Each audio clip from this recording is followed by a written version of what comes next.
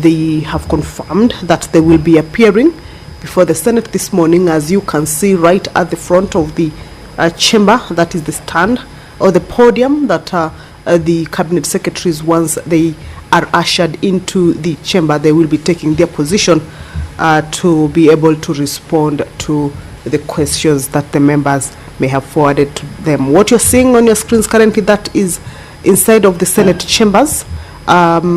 The time allocated for the sitting is 9:30, so in a short while we should be expecting the procession of the speaker to make its way into the chamber, and also members to also make their way inside, of course, for the House to be able to correct and also enable it to commence its business. And that is the Speaker of the Senate, Honorable Amason Jeff Kingi, who is making his way inside the chamber to preside over this morning's sitting.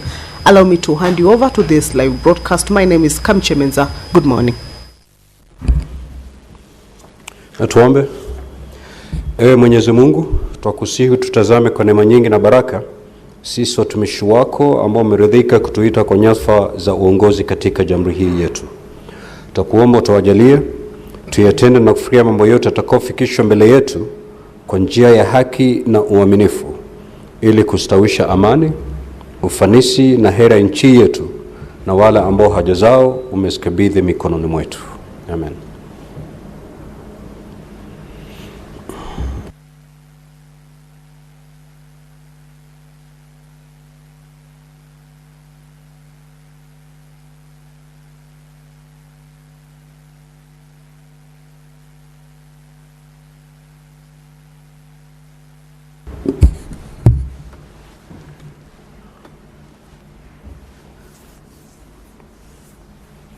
Clerk, do we have quorum? Sergeant at Arms, kindly ring the quorum bell for 10 minutes.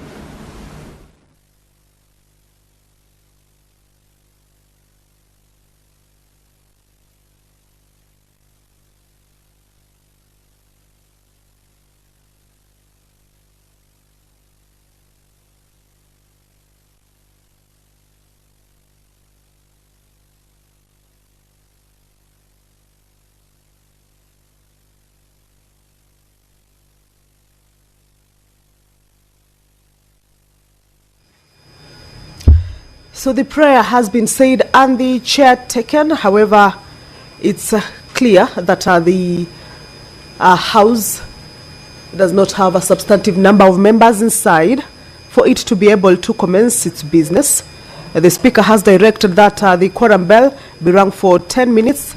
As we can see, just a few members are inside. I can see the recently sworn-in member, Honorable Consolata Nabwire, who made her way into the chamber much earlier.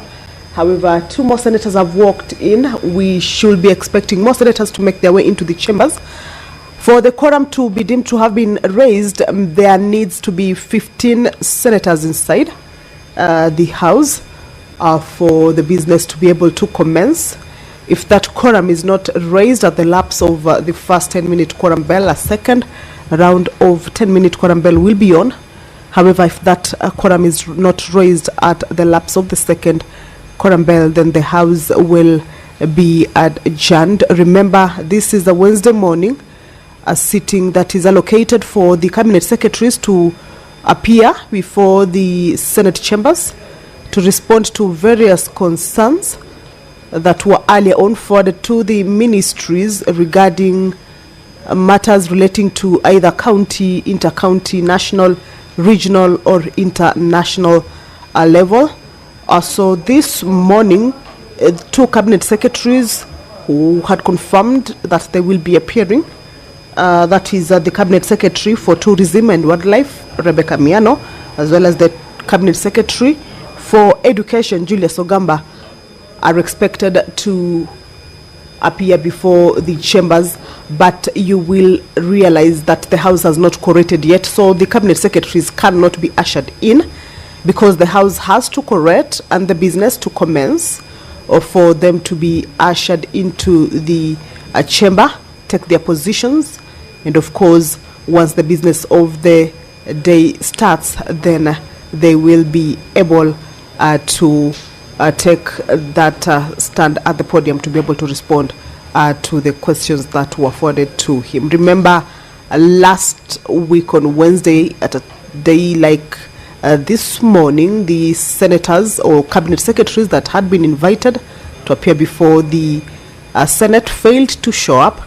That is a matter that angered the senators, who said that the conduct of the cabinet secretaries not to appear before or not to honor the Senate invites is not one that should be praised. So what they said is that the cabinet secretaries need to honor those invites and appear on the days that had been allocated for them.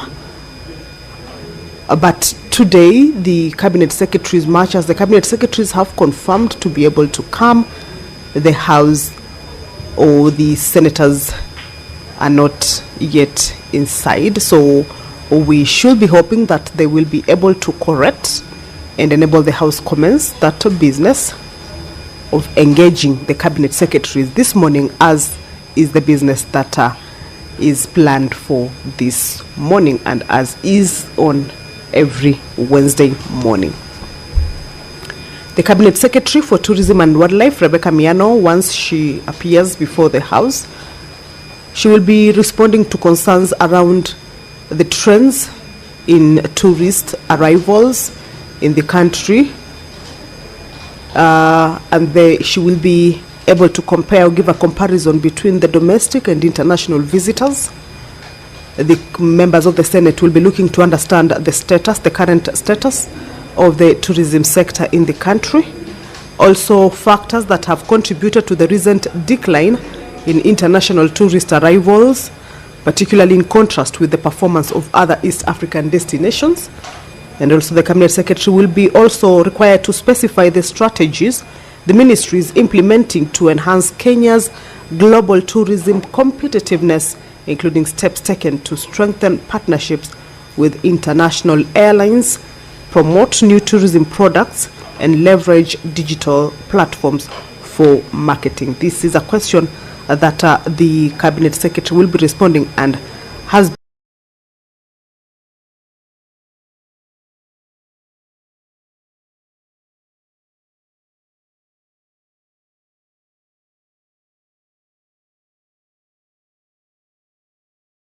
been witnessed. Much as the prayer has been said and the chair taken, the House cannot commence its business owing to that quorum hitch. So the quorum bell is currently underway, and as you can see, a few members have also made their way into the chamber. We are looking at about 15 senators. The senator terms are keeping up with the numbers to check whether the House has corrected, and of course alert the clerk and the speaker for the House to be called to order and the business to commence.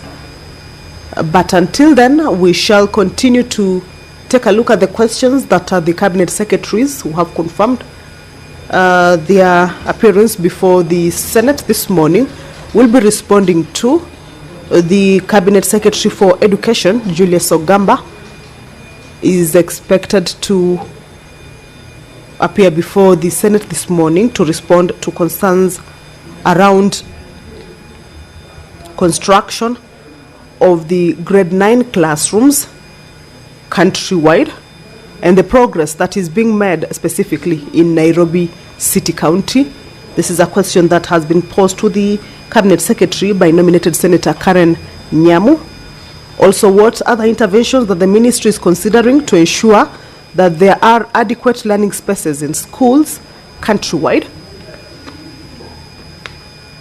and also any state interventions the ministry is implementing to address the looming crisis caused by the 43.4 billion budget shortfall that is threatening free primary and secondary education, and the immediate measures being implemented to ensure the critical programs like funding for capitation and nationwide examinations proceed without disruptions.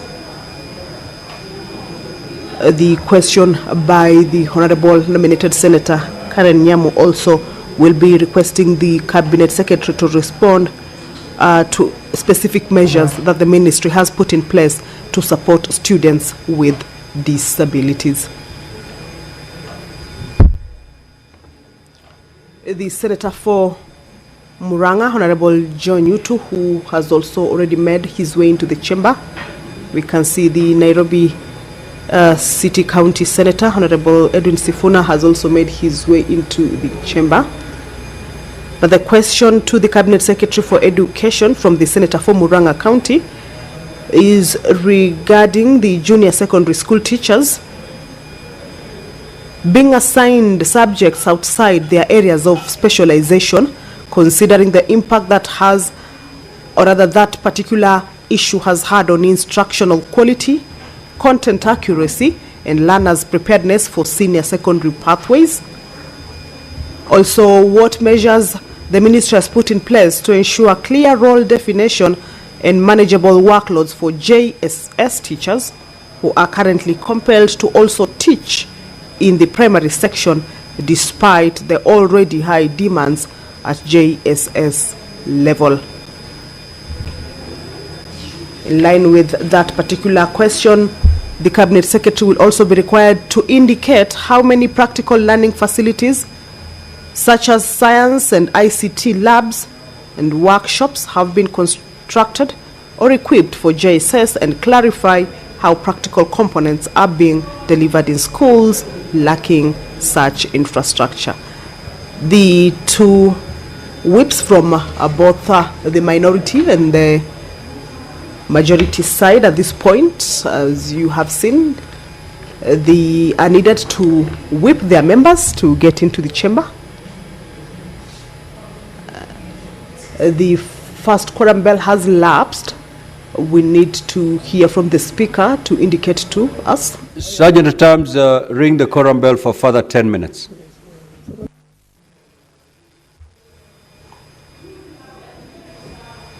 So the quorum is yet to be attained, and the speaker has directed that a further 10-minute quorum bell be on.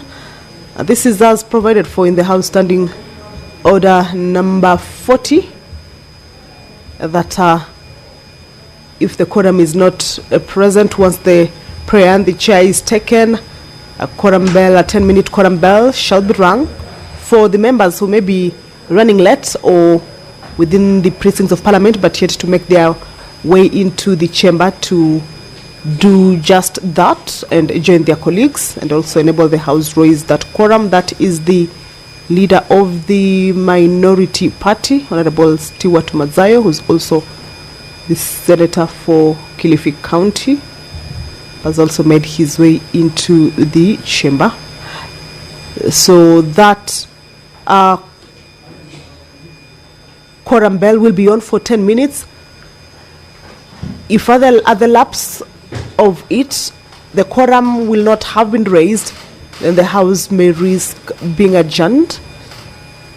However, the Speaker, of course, will guide on the number that will be present at that particular time,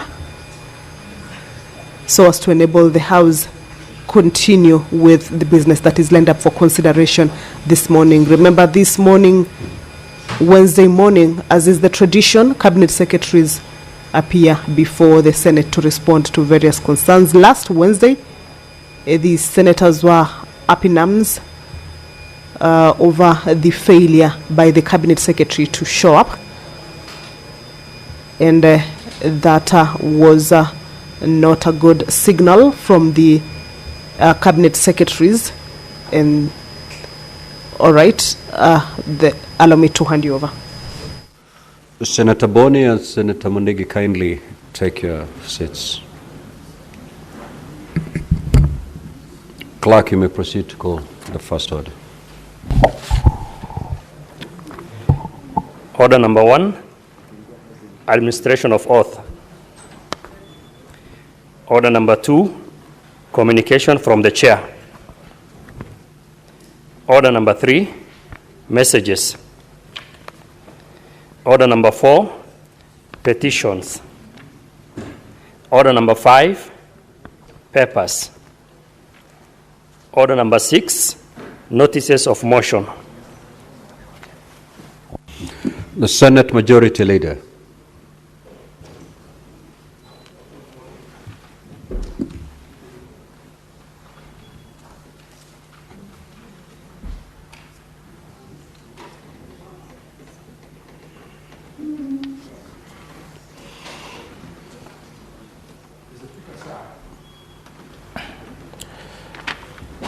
I rise to give notice of motion number 1 on the order paper, that is the approval of Senator Consolata Nabwire wa Kwibabi to serve in the select committees of the Senate.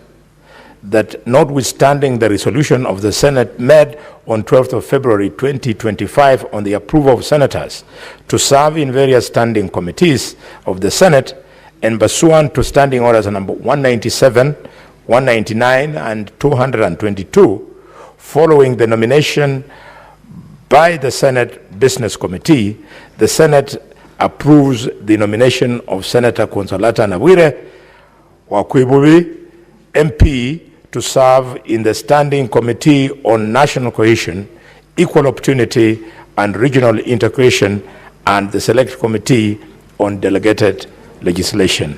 I thank you, Mr. Speaker. Next order.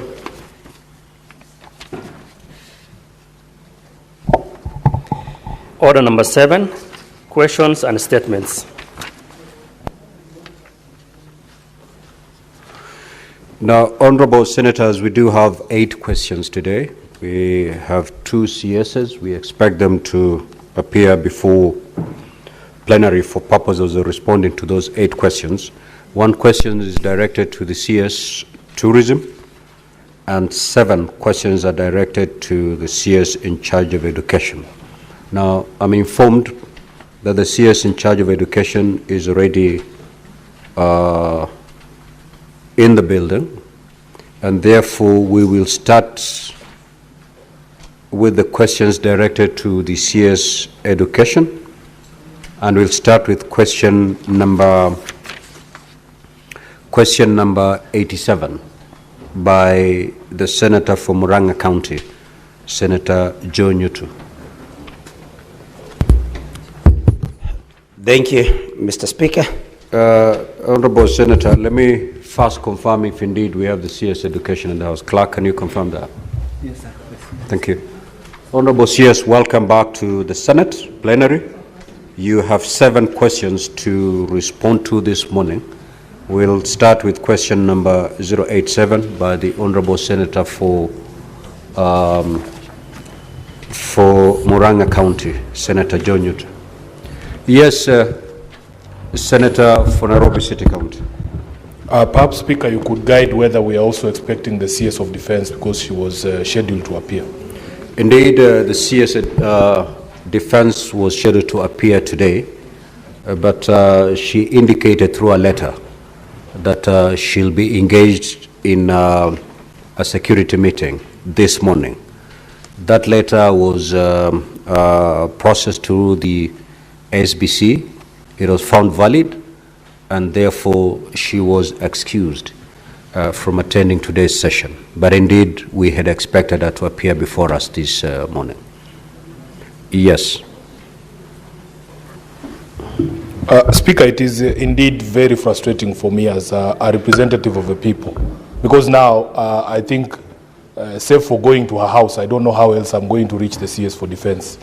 We, as the leadership of Nairobi, all the 19 of us elected to Parliament, the Senator and the 18 colleagues from the National Assembly, wrote a letter to the CS regarding the ongoing recruitment process. This letter was dated the 16th of September, Honorable Speaker. It was delivered on the same day to the Ministry of Defense headquarters.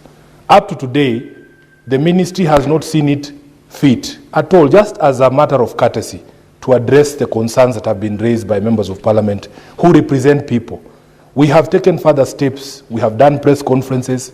We have alerted this minister to the urgency of the matter, because this recruitment is going on as we speak.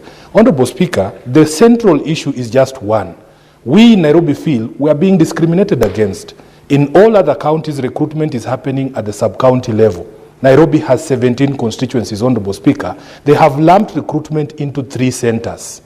Just 3 centers. Considering, Honorable Speaker, the population of Nairobi and the biggest youth bulge is actually here in the city. The biggest problem of unemployment is here in the city. When an opportunity such as the recruitment into our defense forces arises, we feel that our young people in Nairobi should be given a fair chance. Now, if we have taken the courtesy, the steps to write to the minister, she doesn't have the courtesy to write back to the representatives of the people. We are not writing these letters for ourselves. Honorable Speaker, I don't have a child who's old enough to go to the defense forces.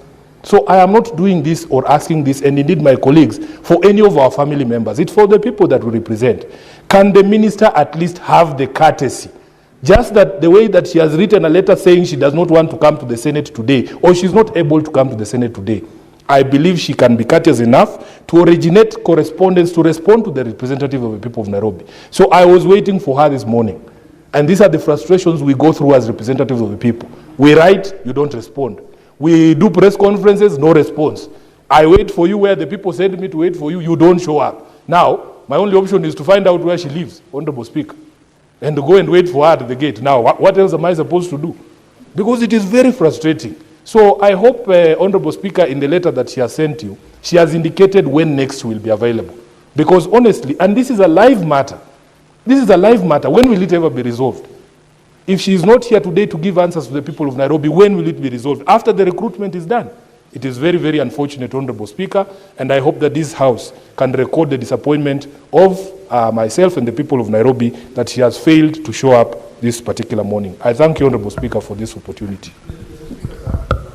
Yes, Senator Boni. Mr. Speaker, I must first apologize that I was summoned to another meeting in the middle of the SBC meeting, and therefore I didn't have an opportunity to raise this before the committee. Mr. Speaker, just like the Senate of Nairobi, I was truly waiting for the minister on the very important issue that opportunities for children to join the military are being sold for up to 300, 400,000. There's an old man in Kakamega by the name of Maurice Mate. Maurice Mate owns a bull worth 250,000. And he came to me and told me that, please, because I need 400,000, just give me the 400,000, my bull is worth 250, then you'll have helped me the difference. So I asked him, what is the problem? He said, I've been asked to go and buy a chance in the military. So we want the minister to clarify whether chances of going into the military are up for sale or it is on merit. And if it is on merit, what is that merit, Mr. Speaker? And finally, Mr. Speaker, children from upcountry who have spent all their time here in Nairobi, for all they care, some of them don't even speak their vernaculars. But their parents registered them in Bungoma, in Busia, to get ID cards. When they want to access recruitment here, they are told, go back to your home. And yet this child, the only thing that connects him to the so-called home is the ID. Why are these children being sent up country instead of being recruited from Nairobi, Mr. Speaker, where they were born, bred, went to school, and they become adult, they only went home to pick the ID card. Thank you, Mr. Speaker.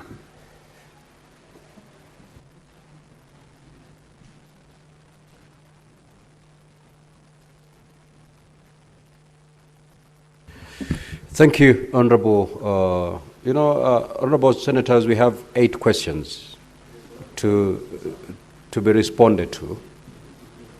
Yes, Senator Abbas. Honorable Speaker, on the same note, I have asked for a statement from the Minister for Defense in June last year. Sorry, June this year, July this year. And I have received response on 25th July 2025 that was written by the Minister. And it has been appearing in the papers. I've been told this several times. It has been postponed. This morning, actually, I came to ask the same question, but it was not in the order paper. So I think there's a concern on the Minister for Defense to at least be able to appear in this House as planned, because this is the third time now that this question is postponed. So I want to bring to attention on that, Mr. Speaker. Thank you, Honorable Senators, for your concerns. Senator for Kilifi, you have something to say before I give direction on this matter? Asante mstahiki Spika. Mstahiki Spika, pia mimi nataka kujiunga na wenzangu kuhusikana na ile mambo ya kuandikishaji kazi wa vijana ambao wako manyumbani wanatafuta kazi katika jeshi na pia vile vile polisi. Ni jambo la kusikitisha kuona ya kwamba kama Kilifi County imepangiwa kama pengine tutachukua watoto kama 300, lakini tukiangalia katika orodha ile ya watu ambao wanachukuliwa kutoka Kilifi, utapata ya kwamba kama Magarini watachukua watoto 2, Malindi watachukua mtoto mmoja, kama ni Ganzo watachukua watoto 2, na Kilifi South watachukua mtoto mmoja. Sasa tunashindwa katika zile nambari ambazo wameziandika 10,000 ambazo watachukua watoto kwa kikazi, inachukuliwa namna gani? Ikiwa Kilifi katika total yote katika Kilifi County wanaweza kuchukua watoto kama 10 tu peke yake. Kwa hiyo tunaona kwamba kilio kama hichi ambacho kimekuja mbele ya Senate hivi sasa ni jambo la kusikitisha, kama waziri ambaye anahusikana na mambo ya kuchukua vijana ambao wanaenda katika kazi za jeshi ama polisi, ya kwamba anaweza kukosa kuja ndani ya bunge la Senate na kuweza kujibu maswali. Hususan hata sisi tukiwa ndani ya Kilifi tuko na malalamishi mengi sana kuhusikana na vile vijana wanaandikwa kazi, na ilhali watu wa Kilifi wanakosa nafasi zao katika uandikishaji kazi ndani ya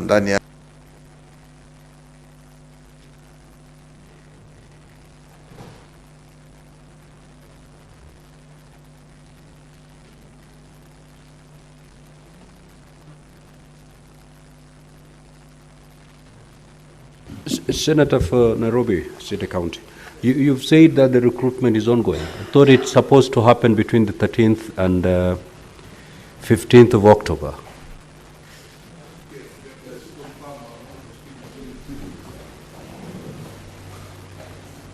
Let me just confirm the dates, because the advertisement was put out.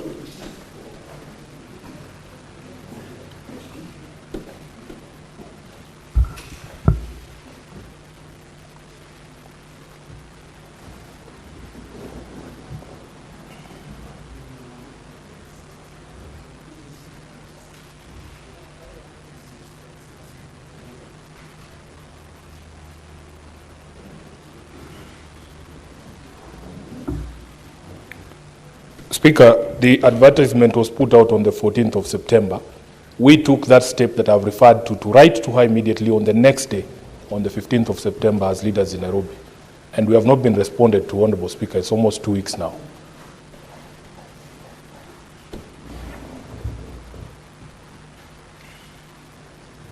Now, in that letter, he had requested to appear on the 4th of November, which is way after the recruitment exercise. Now, with the concerns that have been raised, it will be more appropriate to engage the CS before the recruitment exercise.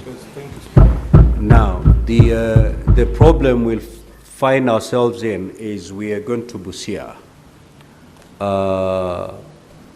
on Monday.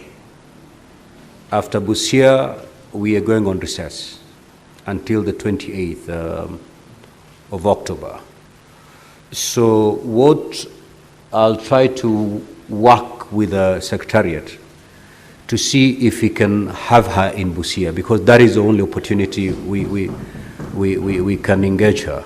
So I will work with the Secretariat to see if we can have the CS appear when we sit in in Busia for purposes of just handling the issues surrounding the recruitment. The other questions may be responded to when we're back after the recess. But this one cannot wait, because once we resume, the exercise will have already taken place, and therefore it will have been overtaken by events. Speaker, thank you for that direction.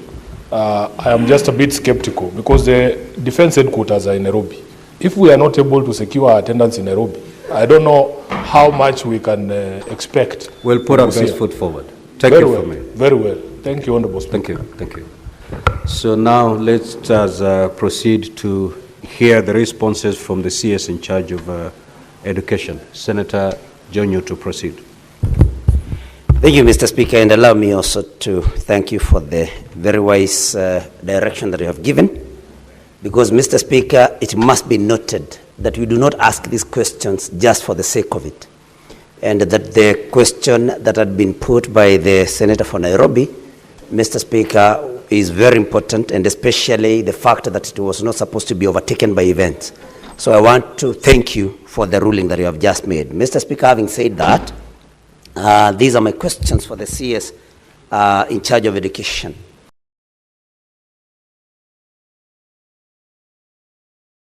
One, quality, content accuracy, and learners' preparedness for senior secondary pathways.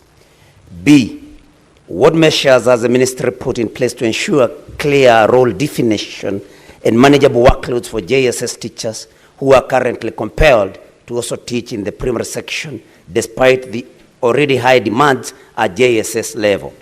C, could the Cabinet Secretary also indicate how many practical learning facilities such as science and ICT labs and workshops have been constructed or equipped for JSS, and clarify how practical components are being delivered in schools lacking such infrastructure? Mr. Speaker, those are my questions. Now, honorable senators, we will we'll have 20 minutes per question. So the question by Senator Jonyo started running at exactly 10. So at 10:20, we'll stop and move to the next question. Honorable CS, you may now proceed to respond.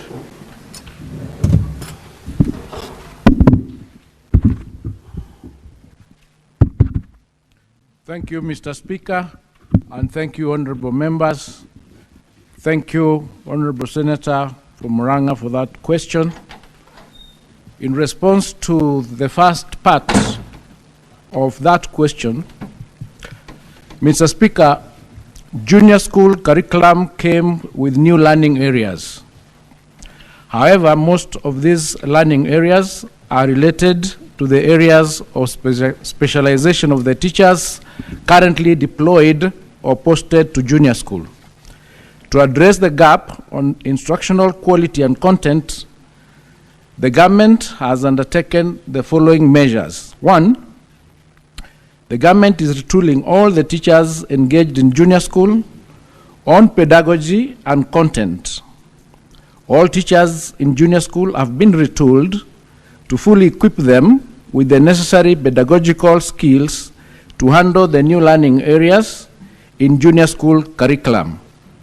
The retooling exercise covered pedagogy and content in all the learning areas. Number two, the government is adopting targeted recruitment and redeployment criteria. The government has adopted a targeted recruitment and deployment approach that accords priority to the needy areas of learning. In the latest recruitment exercise, deployment programs, teachers of science, mathematics, and technical subjects were given priority to bridge the shortage of teachers in the said learning areas. This has gradually addressed the shortage of teachers in the sciences, in the technical, mathematical, and languages in junior school. Part B of that question, the measures that the ministry has taken. Mr. Speaker, the government, through the Teacher Service Commission, has put in place the necessary administrative structures to ensure that teachers deployed to teach in junior school are allocated workloads based on their areas of specialization as well as the staffing norms of the junior school. All teachers deployed in junior school have well-defined job description outlining their teaching and co-curricular activities. Mr. Speaker, due to the reduction on the number of classes in primary schools, the staffing position in the primary section is optimal, and there are no cases of teachers in junior school being compelled to teach in the primary section. Part C of that question, Mr. Speaker, as I've already indicated, this is becoming an indication from the previous answers that I was given, because this was going to be the third or fourth question, but the government has constructed 23,000 classrooms and has taken all deliberate steps to increase infrastructure to create an enabling learning environment in our junior schools. This includes the construction of 23 classrooms that have been constructed in order to take care of grade 9. The goal is to ensure that as more resources become available, we progressively enhance the infrastructure in our junior schools in terms of science and ICT labs, as well as workshops. Currently, Mr. Speaker, junior schools that do not have purpose-built laboratories have dedicated rooms that have been equipped to support practical components of the learning areas. We have directed junior schools to utilize the infrastructure repair, maintenance, and improvement vote of their capitation to purpose-build rooms that serve as laboratories for practical learning. This vote consists of 4,000 per learner per year. In terms of learning materials, Mr. Speaker, for practicals, the capitation per learner has 1,200 shillings for practical and 450 shillings for laboratory materials. These resources are intended to ensure that all schools have adequate facilities for practical lessons. As a ministry, Mr. Speaker, we are working to mobilize resources from the Exchequer and other partners to ensure that we achieve the optimal number of laboratories and workshops for even more seamless teaching and learning in our junior schools. I submit. Senator John Newton, do you have any supplementary question? You may proceed, please. Thank you, Mr. Speaker, and thank you, CS, for your responses. Honorable Speaker, there are 7 learning areas in junior school. And every secondary school teacher, because these are the teachers that are employed to teach or deployed to teach in the junior secondary, is specialized in 2 learning areas. And most of the junior secondary schools will have at most 2 junior secondary school teachers. Exactly how do the 2 teachers, are they expected, especially now that we have 3 cohorts in junior secondary school, that is grades 7, 8, and 9, exactly how will 2 teachers in a school be able to handle 3 cohorts with the 7 learning areas? And lastly, Mr. Speaker, regarding the practical aspect of learning, ICT labs and science labs, the CS has given a good answer about an allocation made per student in order to facilitate these resources and actually labs. But Honorable Speaker, most of these allocated funds are never disbursed in full or at the right time to schools. So exactly where does that leave our learners with the technical aspect of their curriculum? Thank you, Mr. Speaker. Honorable CS, you may proceed to respond.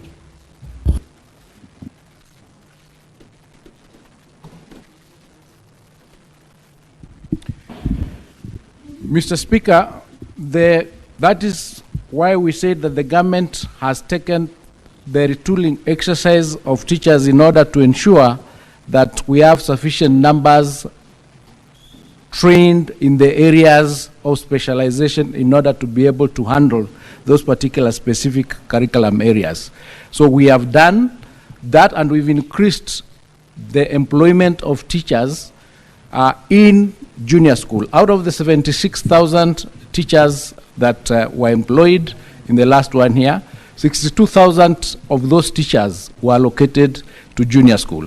We're also in the process of employing another 24,000 teachers to be able to reduce that gap. So we are working towards ensuring that we have optimal number in the junior school to cover those learning areas of our children.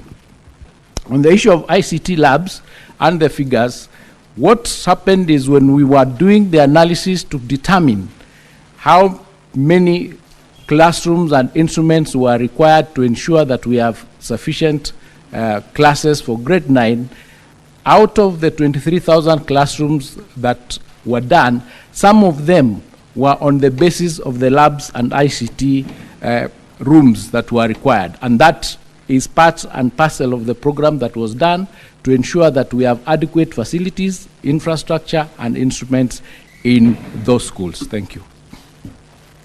Senator Manzo. Thank you, Mr. Speaker. Mr. Speaker, with the tremendous respect to the CS and the learned friend, senior learned friend, C is very specific, Mr. Speaker, that how many practical learning facilities, meaning science labs and ICT labs, specifically across the country, Mr. Speaker. And having an ICT lab or having a practical laboratory means exactly having a laboratory with equipment, Mr. Speaker. So could the CS go into that detail? Because as far as I know, in Makueni County, we don't have any, not even a single one. So I don't know where they have done them in the country. And what are the budgets, if he has any budgets? And if so, since they've been implementing this for years, when is he going to implement this? What are the statistics, Mr. Speaker? I thank you. Senator Boni. Thank you, Mr. Speaker. Allow me to congratulate the minister. When I follow him, he's committed, and his pronouncements have remained professional. Mr. Speaker, whereas you have told us that you are going to recruit around 24,000 teachers, for which we are happy, given that Kakamega County alone, in my office, I have a list of 6,300 teachers hoping that I can help them to get employed. Can you confirm that it is not the ministry's policy that the only people who should benefit from the recruitment are children who are trained and qualified in science-related courses? If that is the case, as you have directed in the current recruitment, what is the fate of the others who are educated and trained by the government in non-science related courses? Are you telling them that their future has collapsed? Will they ever be employed?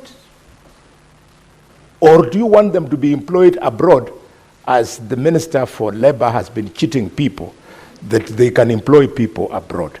These are very serious practical issues. And more so, Mr. Speaker, we have children who are now, in fact, not children, Senator Boni, you've asked your question. Now you're giving a speech. Allow me just press it a little bit so that the voters know that we are alive to their problems. Mr. Speaker, we have young adults aged 40, 41, 42, 43 years old. They have been waiting to be employed. And there is some rule in the ministry that once you are 45 and above, you cannot be employed. Where will these young people go? Senator for Nairobi City County. Honorable Speaker, in just the past 2 weeks, the Ministry of Education has actually conceded that when they were doing an audit of schools, out of the they had audited 12,000 schools out of the 17,500, and found that there were 50,000 ghost students. And in fact, the PS for Education, Bitok, was before the National Assembly, and he confirmed that the problem was most rampant in secondary schools. Now, the ministry sent money to these schools. They know the schools. They know the ghost students. Can the minister tell us today the names of those schools and the names of the persons who withdrew that money? Because by my math, if you are sending 16,000 shillings as capitation, then the country has lost almost 1 billion shillings in that financial year alone from these ghost students. So who are these people who are withdrawing this money? Senator Mwanagataya. Honorable Speaker, I've been to quite a number of schools where I've found JSS classes mangled with primary schools. There's a lot of confusion in those primary schools where you find a graduate teacher, maybe is under the headship of a P1 teacher. I mean, there's a lot of confusion. What are you doing to make sure that you establish an independent JSS structure where we have an JSS which is just started on its own without necessarily having been put in a primary school? Senator Catherine Muma. Thank you, Honorable Speaker, for the opportunity to ask a question. Welcome CS to the Senate. Honorable Speaker, my question to the CS is, would you kindly tell the Senate whether your ministry has been allocated adequate budget to ensure that no school in Kenya is unduly or disadvantaged for lack of resources and capitation? And if the budget you've been given is not adequate, what conversation are you having to ensure that you get this budget? Because we have a responsibility to ensure that no child suffers, particularly in a discriminatory manner where some are assisted and others are not assisted. Senator Fernandi. Thank you, Mr. Speaker.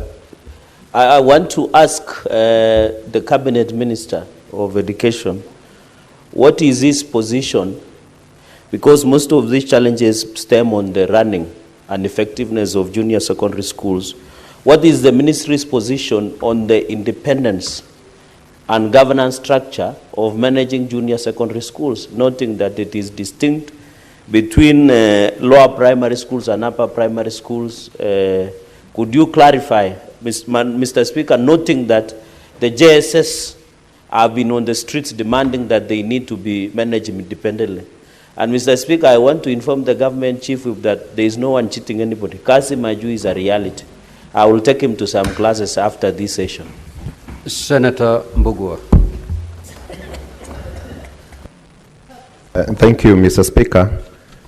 CS, a recent inspection of many schools across the country reveals that these labs and the running facilities which are being put up do not have a universal design, and the majority of them are not accessible to the special needs teachers. What is the ministry doing to ensure that the special needs teachers who goes to the normal schools are catered for and they benefit from these facilities? Thank you.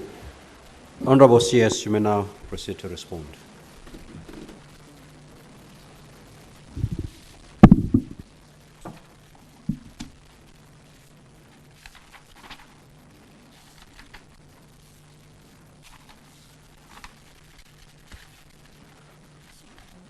So to Senator Manzo's question, the question is specific, and I did indicate that all our junior schools have either a purpose-built laboratory or a converted classroom for teaching practical components. Those that do not have purpose-built labs are being considered as resources become available. But so far, 20,926 of our junior schools have either purpose-built laboratories or classrooms converted into labs that can be used for practical lessons. Now, the recruitment of the 24,000 teachers is a recruitment that is targeted to ensure that we bridge the gap of the teachers that we do not have in junior school. And that gap shows that out of the requirements that we have, 60% of them are STEM required teachers. So the recruitment would be at least 60% of those would be science or STEM trained teachers, and the rest will be those trained in the other arts and other science, social sciences. So it is not that there is one group that will completely not get employment.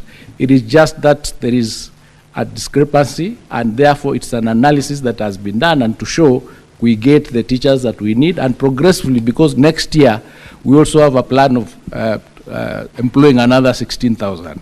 So we'll be able progressively to ensure that as we train our teachers, we are able to employ them. This last week, we held a conference of all the stakeholders in the education sector. And the question we asked ourselves, where should we start? Should we start from the admissions to what the universities or the colleges have, or should we start from what we require from the market? So that we trained teachers or we train our graduates for jobs that are required in the market, industry linkage. So that conversation is now taking place so that we have a comprehensive policy where we are training for available jobs, so that we do not train, for example, 100,000 teachers when we require 35,000 teachers.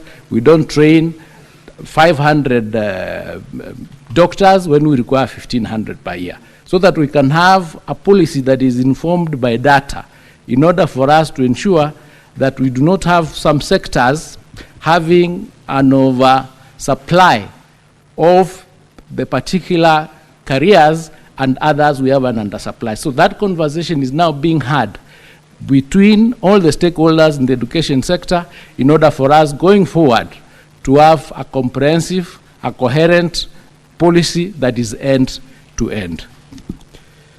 Honorable CS, you have 3 minutes to Honorable Sifuna's question.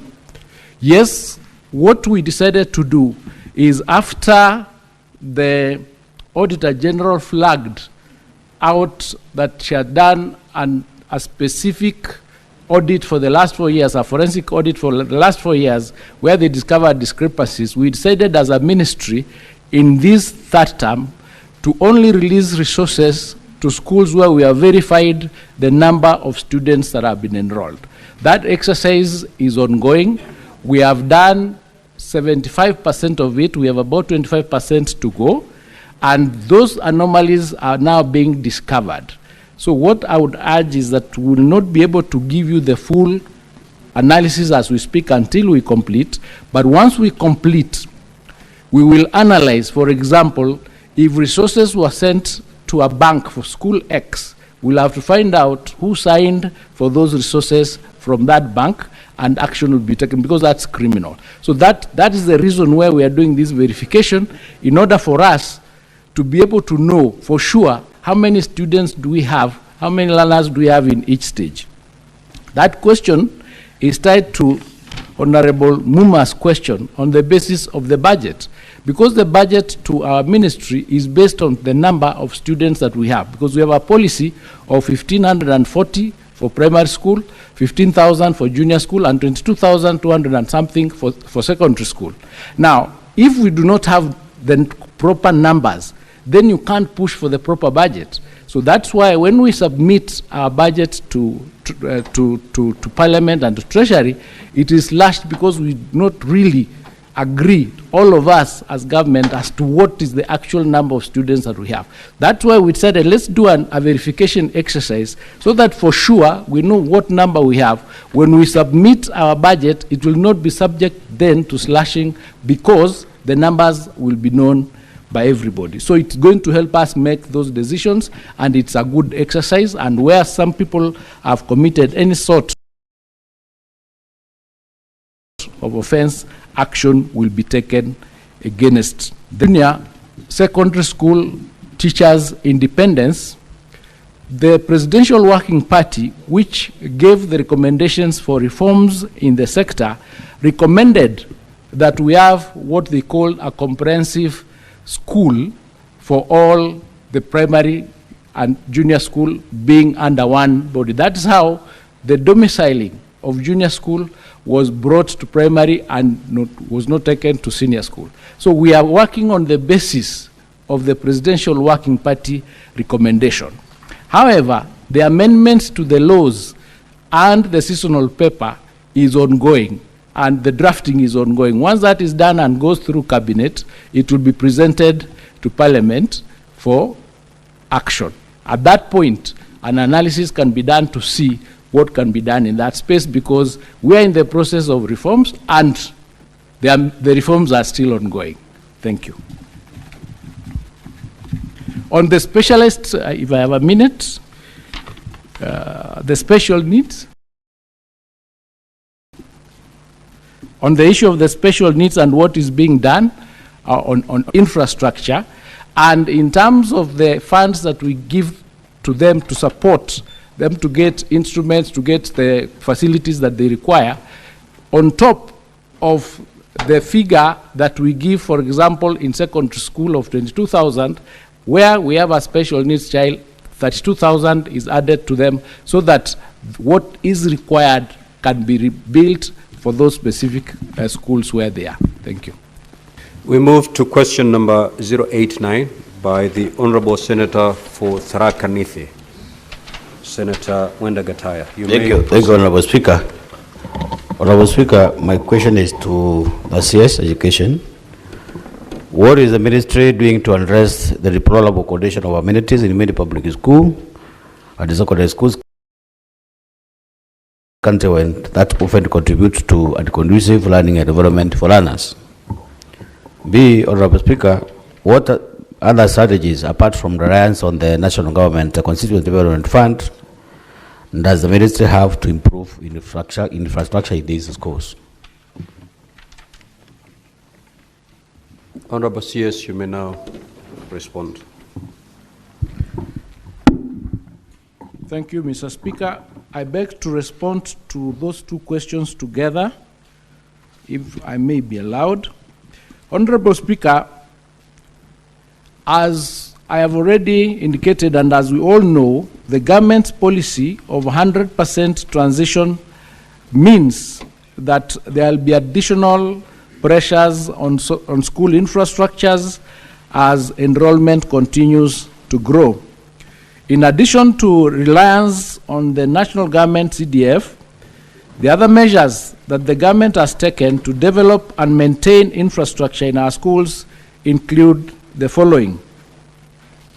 We secure targeted budgetary allocations for infrastructure development and improvement. For example, this financial year, the ministry has allocated 1.3 billion to support infrastructure development in schools countrywide. Number two, we mobilize resources from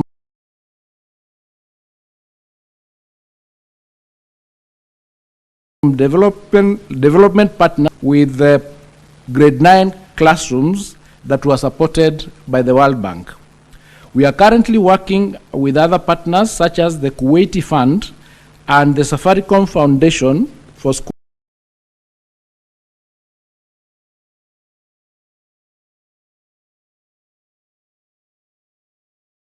school infrastructure development. In schools, for example, 4,000 shillings per learner is earmarked to infrastructure development, and in secondary schools, 5,000 is earmarked for repairs, maintenance, and improvement. The ministry also encourages alumni-led infrastructure development initiatives through community contributions programs. Schools, through their alumni, can engage stakeholders to raise funds or contribute materials and labor for improving amenities, thereby fostering a sense of ownership and responsibility within the community. Partnerships with county governments also support education programs. For example, in May this year, the ministry entered into an intergovernmental partnership agreement with county governments to support the education budget in programs such as bursaries.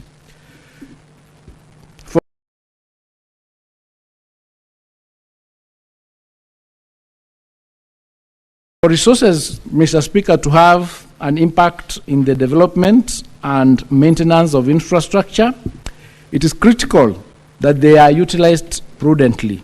In this regard, the ministry has invested in enhancing the capacity of school boards of management to ensure that they oversee prudent utilization of resources and to also empower them to enable them to undertake resource mobilization.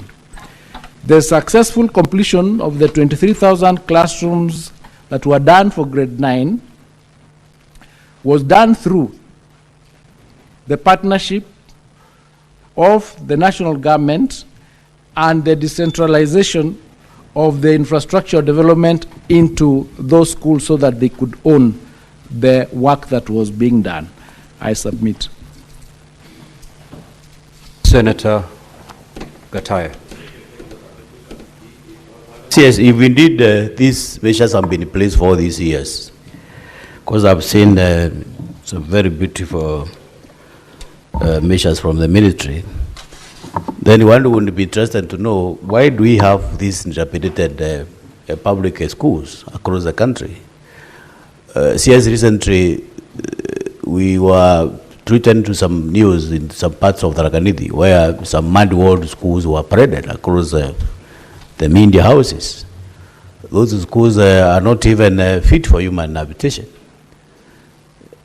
There are quite a number, and I'm happy, I know of, you send some teams to Tharaka-Nithi, you confirmed about 46 schools that are not even supposed to have children in those, those children are not supposed to be there. So if these measures have been in place, what is this that the ministry does to make sure that there is that equitable distribution of the so-called measures? Like, for example, I've seen you talk of 1.3 billion budget for the Ministry of Education. Is there any way? Do you have any? Are you private to information on the amount that could be allocated, maybe to address those urgent situations on the ground? Because I don't think whether those schools are. I think they're supposed to be condemned. Senator Mandago. Senator Mundigi. Okay, Bwana Spika, swali langu kwa CS wa elimu. Kitu ya kwanza ni kupongeza CS wa elimu kwa sababu nakumbuka wakati ulikuwa fanya kazi kwa KenGen ulilainisha. Na wakati umekuja kwa Ministry of Education unajaribu kulainisha. Swali langu ni kuuliza katika upande wa elimu mambo ya pesa ile inapeanwa ni budget haijatosha ama budget imetosha, kwa sababu tumeona shule nyingi mambo ya competition imeselewa na unakuta kuna pesa inatakiwa kama mambo ya emergency na upepo unakuta shule nyingi haijapanda miti. Sijui kama uko na uhusiano na wasiri wa upandaji wa miti ndio shule zote siweze kupandwa miti juu ya climate change.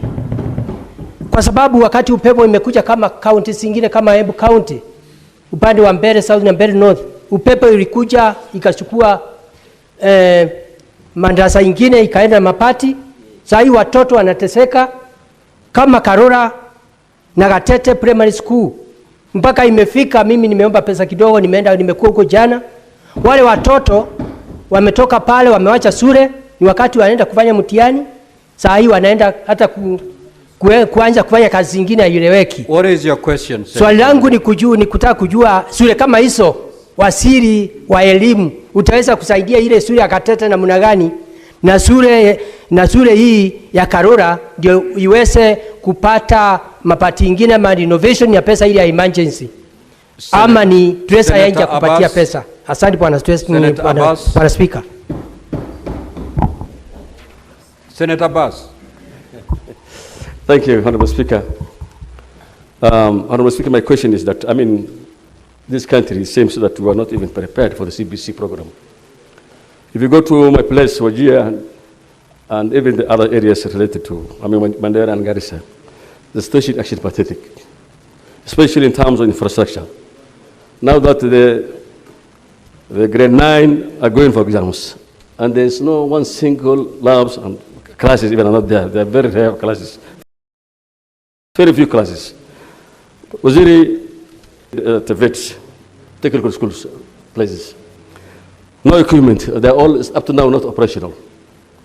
When you ask them what is happening, they've been told that the equipment are being waited from China, but I don't know where it is coming from.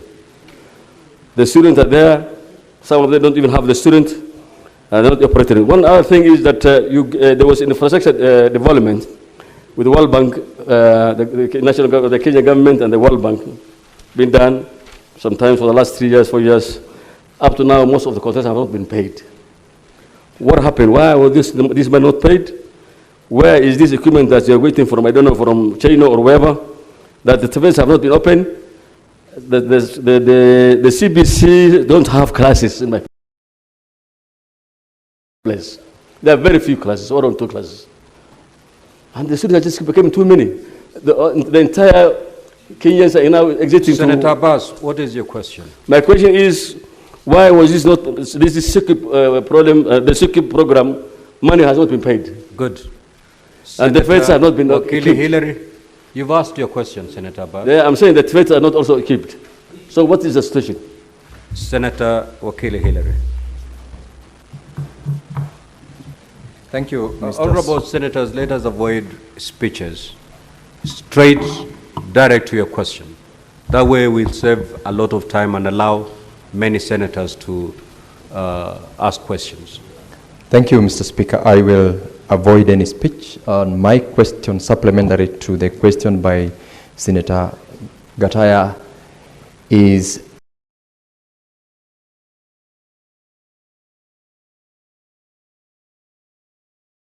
the basis upon which the ministry permits additional registers and not even fit for habitation, and 2, whether the CS is able to give us statistics of the institutions which require special attention, like the ones which Senator Mwenda Gataya has requested, as well as others across the country, including even in the county of Bomet. Thank you, Mr. Speaker. Senator Kathuri. Thank you, Honorable Speaker. Honorable Speaker, we are really constrained to ask a direct question because sometimes we build your case so that you can be able to ask the question. Honorable Speaker, because we have really struggled in this country in the Ministry of Education. Since I joined Parliament in 2013, we have only and 1 chair of Education Committee, Member of Parliament for Tinderet, Mary. For now, almost 15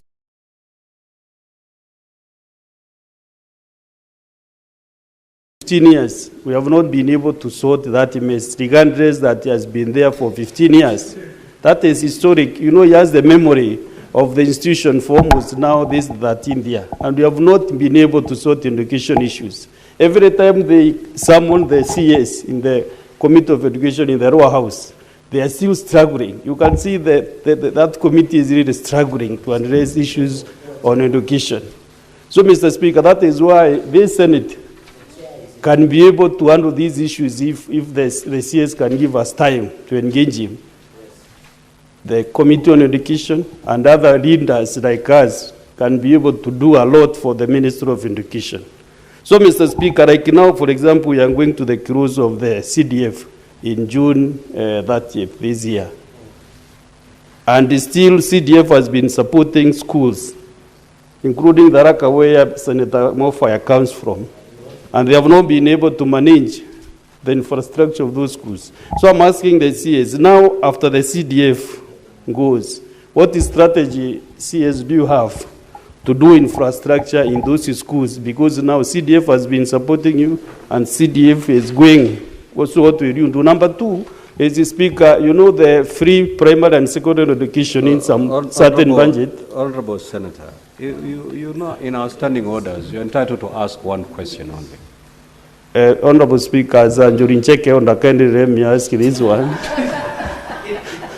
This last one. I'm afraid our standing orders do not recognize. Maybe at some point, during check is not recognized in this Senate. Conclude, Honorable Senator, conclude. Honorable Speaker, it is because of these bursary funds. Like now, the money with the MPs is almost 15 billion. So how much money do you need the CS to give the capitation in full or to deliver free primary and secondary education? Can we move all these bursaries from these other, from the MPs, from GAF, from the county governments, and give you all that money so that you can distribute directly to schools? Do you feel you can be able to do that so that we don't pay all these funds to come to the ministry and then you give all the schools free primary and secondary education? Thank you, sir. Senator Catherine Mumba. Thank you, Speaker. Honorable CS, my question takes into account the fact that bulk of the education function is with the national government, and it also takes into the account that in the last 3-4 months, we have been discussing the multiple parallel programs around education by CDF, by yourselves, by the President, by philanthropists, Wing to Fly, by governors, by others. The question is the national government deliberately doing something to audit all funding that we have in these multiple streams with a view to streamlining and consolidating these funds to ensure that they are better used for delivery of the right to education in an equitable manner to all students in Kenya? Senator Consolata.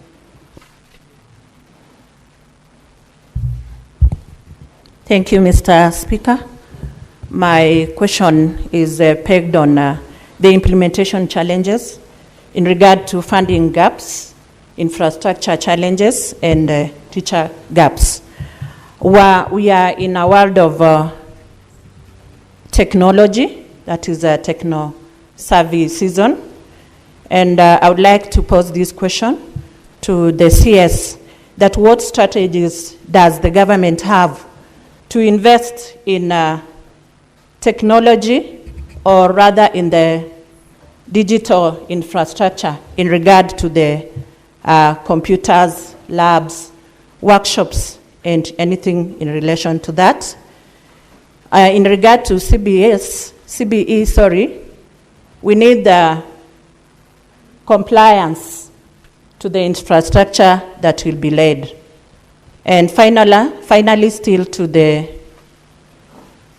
infrastructure, I would like to ask, what strategy does the government have in regard to occupation safety and health frameworks to ensure reasonable safety, hygiene, and security measures to protect the learners and the workers in the institutions?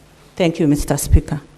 Now, Senator Consolata allowed you to get away with that, but according to our standing orders, you're entitled to ask only one. Thank you, Mr. Speaker. Senator Miraj. Asante Bwana Spika. Swali langu kwa waziri ni kumuuliza inakuwaje kwamba tunaona mijengo mipya inaendelea kujengwa ya mashule, ili hali shule ambazo zipo tayari ziko katika hali mbaya, hali ambayo imedorora. Nikipiga mfano wa shule ya Jamvi la Wageni pale Likoni na shule ya Peleleza, inakuwaje kwamba watoto wanaendelea kupata majibu duni kutoka Pwani na bado tunaendelea kukubali mifuko ya hazina ya CDF na mifuko mengine mengi kuendelea kuleta mijengo mipya ilhali ile iliyopo iko katika hali ngumu. Je, tunataka kuendelea na mviringo wa matokeo duni ama tunataka kuwasaidia watoto wetu wawe watoto ambao wana maono mazuri na msingi mwema katika maisha yao? Asante Bwana Spika. Senator Joyce Korir.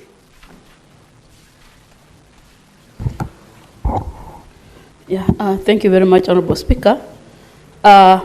Could the Ministry of Education come up with a policy that regulates the mushrooming of these schools and instead focus on improving the existing infrastructure? Senator Boni.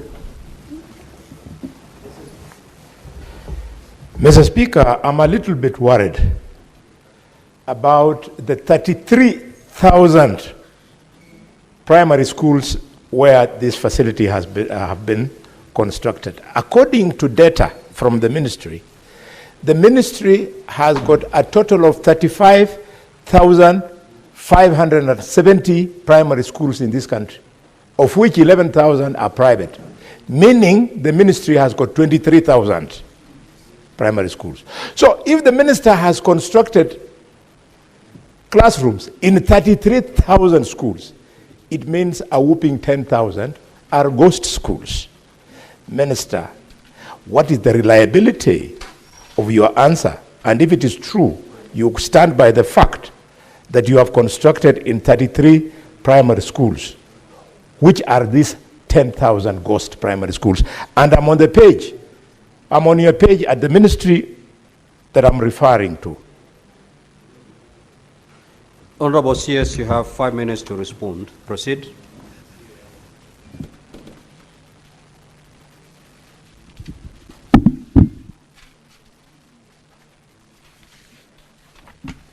Let me start with the question of Senator Kalwale quickly. We've constructed 23,000 classrooms, not in 23,000 schools. Some of the schools required 4 classrooms, others 5, others 2, depending on the streams that they had. Each classroom required to hold 45 students. So it's not like we've done 23,000 classrooms in 23,000 schools.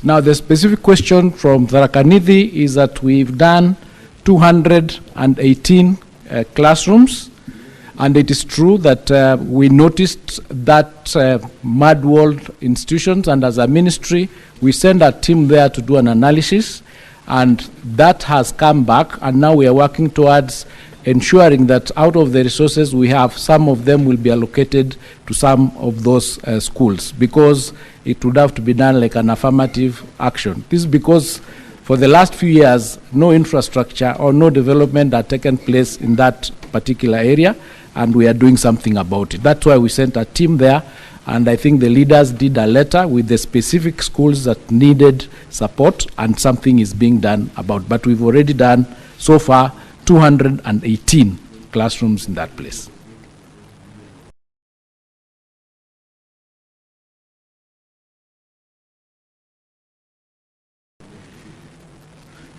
With respect to Senator Mundi, to ensure that all our schools have trees planted, and this is an exercise that is done continuously, and would be continuing to do it in those areas. But as a ministry, we do not have an emergency kitty where, for example, in situations where roofs are blown off, we can quickly go into that kitty and release resources for those schools. The only way is for the money to come from the infrastructure fund, and if that infrastructure resource is not given, like it wasn't given for the last previously 2 years, then the ministry's hands are tied to be able to handle those emergencies. Senator Abbas's question, they were in 2 parts. We did have classrooms done in Wajir, 189 classrooms, Mandera 175, and Garissa 132. So some classrooms have been done there. If there are others that need to be done, as I said, as enrollment increases, we are continuing to work towards ensuring that we have infrastructure in these institutions that cover and that are adequate for the students. On the issue of the TVETs that are supposed to be equipped, it is government policy that each constituency has a TVET institution. So far, we've done 252 TVETs in those constituencies, and some of them are very well equipped, and others are awaiting equipment that has been ordered from China. And you know the process of getting these grants, getting those loans, and then getting the equipment here takes time. But some of those are already allocated, or they are listed awaiting those particular equipment to come depending on the area of specialization, and then they will be delivered to those. So something in that space is also being done to ensure that our TVETs are equipped sufficiently to be able to support the enrollment that we are doing currently. Indeed, as a government, we've now had a policy to increase the enrollment of our TVET trainees from the 297 that were there in 2022 to the 700,000 we have currently, to 2 million hopefully by the end of 2026, so that we can be able to put or to take as many of our young people into those institutions as possible. To Wakil Hillary's question, my learned friend, the additional registration statistics, when we already have these institutions that are not well taken care of, in the verification exercise that we are undertaking currently, part of the information that we are collecting is the number of students in each of those institutions and the status or the state in which those institutions are. This is the information that now will be able to give us data to enable the government make a policy on whether some of those schools have got any basis to remain registered, whether we will move some of those students from one school to another, so that we can have institutions that are optimal in terms of having the right number of teachers and the right number of students. So we are doing something about that, because previously that exercise had not been done. Applications used to come to the ministry on the basis that there is a school that needs to be registered, and if it met the criteria, then the registration was done.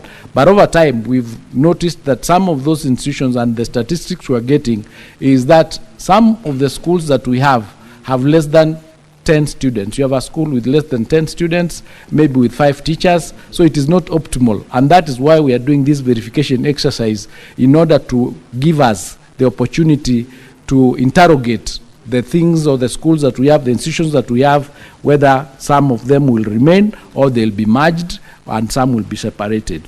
So we are doing something in that space as well. The question of CDF and the fact that the CDF is now undergoing that process of, it might not be out or it might be there. But if for any chance CDF is not there, then the funds that CDF now is using for purposes of supporting the ministry would request that then fund would be allocated to the ministry in order for the ministry to continue doing the infrastructure and the bursaries that the CDF is doing. However, part of the exercise that we are doing at the moment, and we think that we need to do, is we want to, just like we're undertaking the verification exercise, we want to undertake an audit of all the money that is utilized in the sector, in terms of all the bursaries that are given by various institutions, by various donors, by various government agencies, so that we can get a figure to know how much is it exactly are we spending in the sector for education.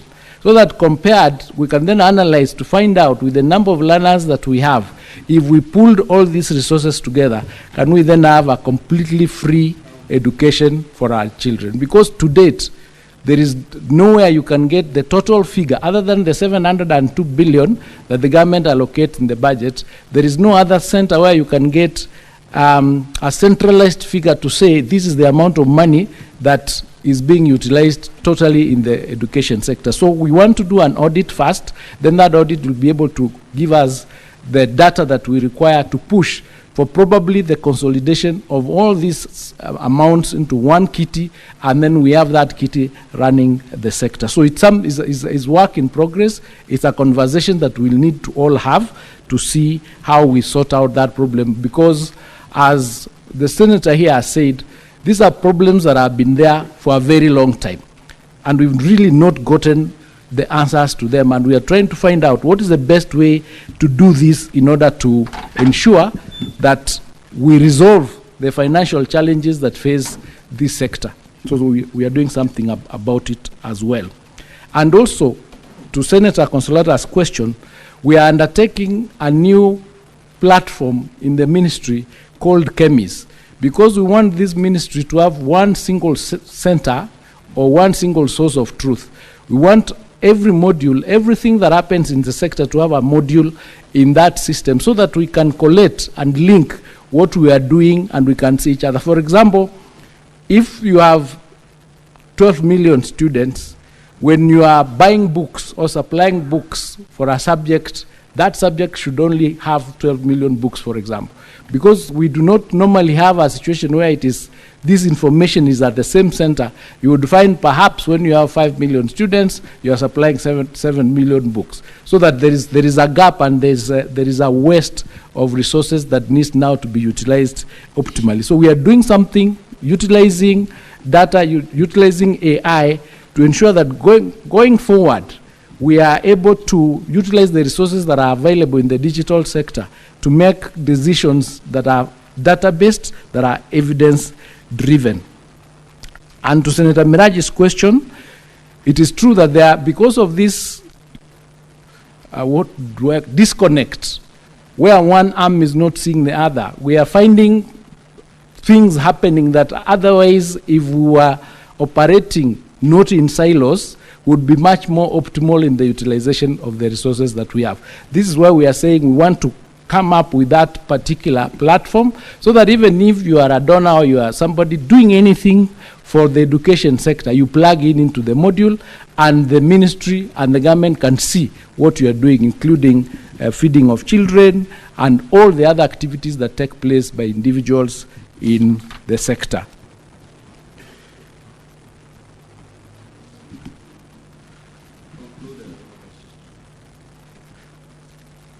Policy to regulate the...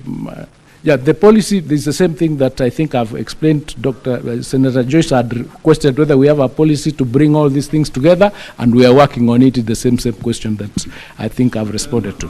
Thank you. Honorable Senators, will move to question number 101 by the Senator for Bomet County, the Honorable Wakili Hilary Sigei.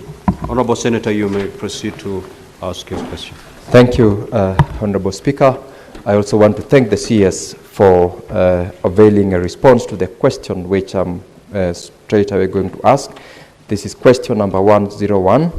Question 101A, could the Cabinet Secretary provide a detailed assessment of the current state of infrastructure at Bomet University College and disclose the status of all ongoing infrastructural development projects for lecture halls, workshops, hostels, and other essential academic and support facilities? 101B, what steps has the ministry taken to ensure that the college has adequate and suitable land to meet its current and future development needs? And could the Cabinet Secretary specifically indicate whether consideration can be made for acquisition of parcels of land from the neighboring institutions? And question 101C, could the Cabinet Secretary disclose the current status of the process for granting a charter to Bomet University College and provide the projected timelines for the conclusion of this process? Thank you, Mr. Speaker. Now, Honorable CS, your written response is fairly long. You may wish to paraphrase it in the interest of time. You may proceed.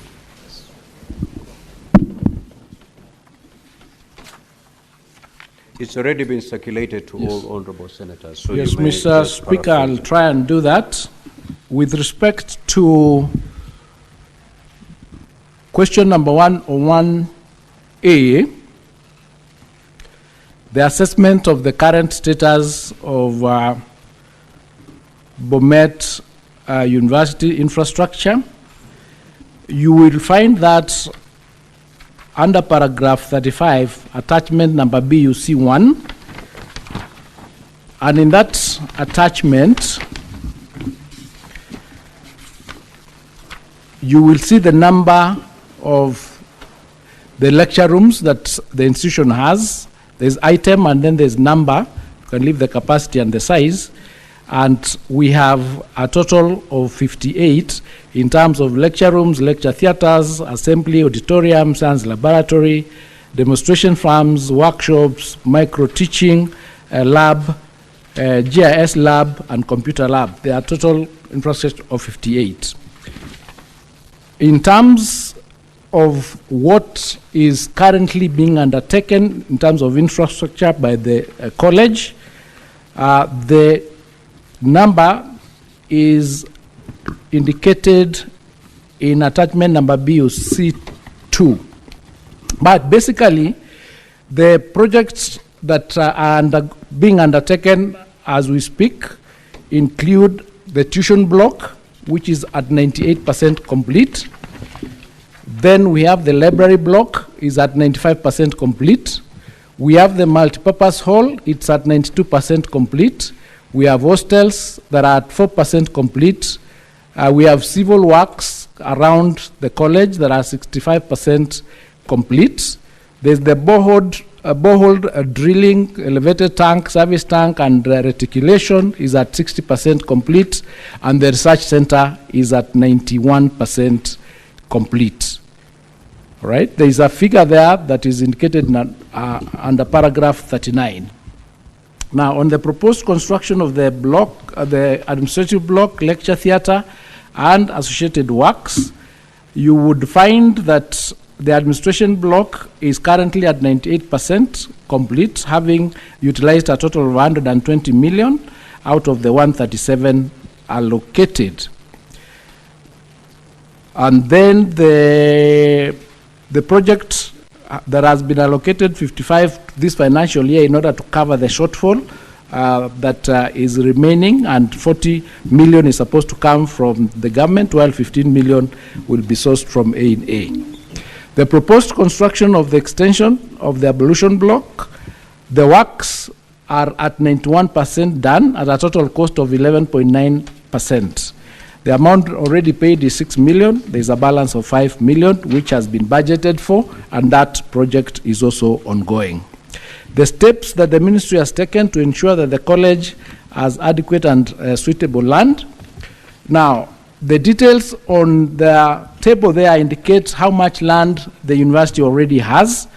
And the university in Bomet town itself has a total of 56.5 acres of land. That is those 3 particular blocks. One is for 4.7 hectares, another one is 15.7, and the other one is 2.5 hectares, making a total of 56.5 acres when you convert.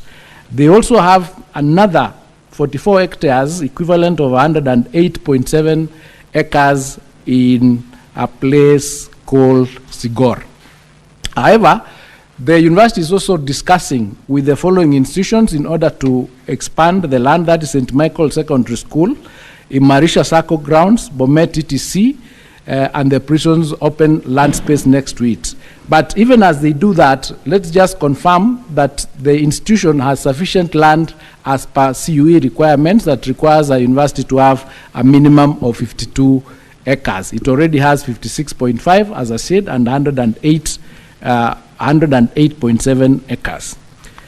I think the other important part is on the question of the charter. The institution has been working with CUE, and they've gone to, back and forth, last resting with the CUE going there in August this year, on the 19th of August 2025, when the commission visited to find out whether they have met the requirements of the various inspections that the CUE had done, and They have come back with that particular report, and they are currently undertaking an analysis of that report. And it's thus projected that, subject to the positive findings by the Commission for the University Education, the college will be awarded its charter before the end of this year. That will depend on the analysis of the visit by CUE. Thank you. Thank you, CS. Senator Wakili, do you have the two supplementary questions? Yes, Mr. Speaker, I have got more than two, but I know I can only be allowed to ask two questions. So I'll ask the two questions in order of their priority. Number one, Mr. Speaker, is on a specific response to paragraph 38 on the works in the projects which were retendered. There is an indication by the response by the Honorable CS under item D on hostels at 4% complete. I think this must be misinformation because I'm a resident of Bomet. I am not aware whether there has been any foundation stone on the hostels within the university other than a budgetary allocation and advert that went out in the mainstream media sometimes back on the affordable housing programs that the university was allocated 800 hostels. Could the CS maybe clarify so that for purposes of public consumption, we indeed get the right information? Secondly, under paragraph 42, on the details of land ownership by the university.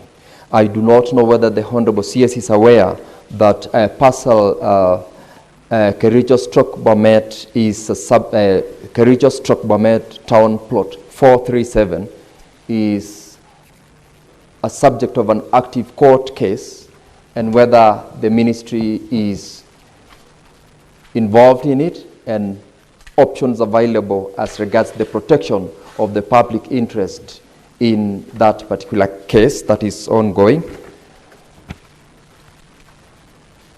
Thank you, Mr. Speaker. I will pass the third question to the Honorable Senator Joyce Korir to ask as a supplementary question, because don't give your tactics. Thank you, Mr. Speaker. Otherwise, I might even also not give her the opportunity. Yes, you can answer those two supplementary questions. Yes. Then we take more from the members. On the question of the hostels being at 4% complete, the information we got is that only the excavations were done, accounting for the figure of 4%. The construction itself has not started. They did the excavations that they've indicated that it's accounting for 4%. On question of the...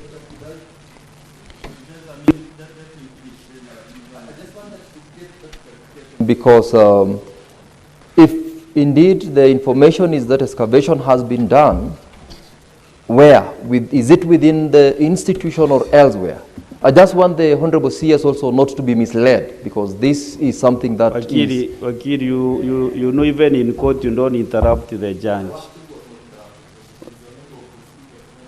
So let us give the CS time to answer your two questions. If you are not satisfied, of course, I'm here to help you out and to sort you. So don't be in any hurry. Honorable CS, you can conclude your two Thank you, Mr. Speaker.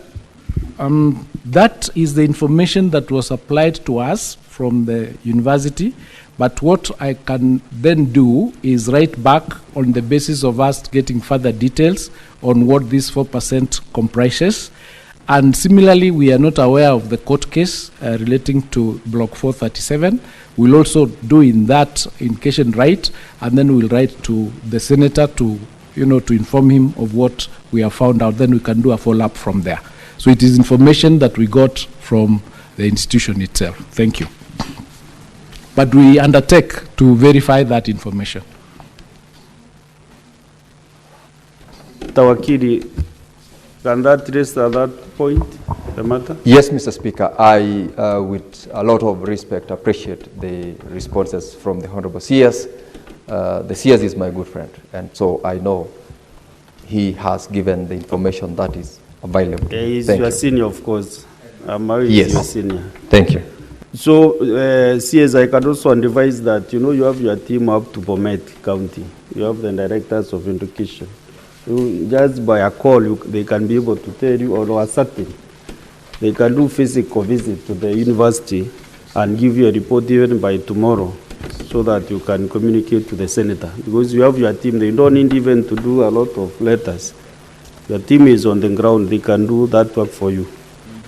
Next is Senator Chalgay. Do you have a supplementary question on this particular question? Yes. Mr. Speaker, as I ask my supplementary question, you should go on record that the CS did not answer on JSS governance structure. Either he ignored not to answer or he didn't want to. My only supplementary question on this matter, Mr. Speaker, sir, is as much as we are discussing about infrastructure in the universities, what is the current situation of infrastructure into universities and budgetary allocation, including both infrastructure and industrial action or strikes that we are witnessing in the country among university, and to give us update on the ongoing strikes by the lecturers across the country. I yield, Mr. Speaker, sir. Beatrice Akin Ogola. Thank you, Honorable Speaker. Honorable Speaker, my question goes to the issue of adequate and suitable land. CS, what measures is the ministry putting in place to ensure that our schools get their titles in order to secure the parcels of land they have? Because this is a recipe for hostilities in the neighborhoods. CS, one of my schools in my home sub-county in Dewa sub-county, a school called Buru Atego, that has no title, and they are ever squabbling, and it looks like the management of the school is not able to finish with the title. Specifically, what are you doing other than the generalities of schools should get titles? As much as practically possible, Honorable Senators, let us ask supplementary questions just related to the primary question. Because honestly speaking, I don't know whether the CS has an answer of that school, unless now you are giving him some work to do so that he can report back to you.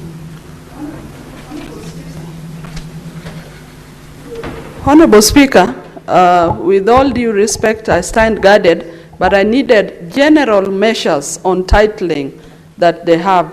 I do not think he needs to, he would need to prepare for that, because the ministry must have a policy But and a way did you of mention a working. school in Diwa? Did you That mention was- a certain institution?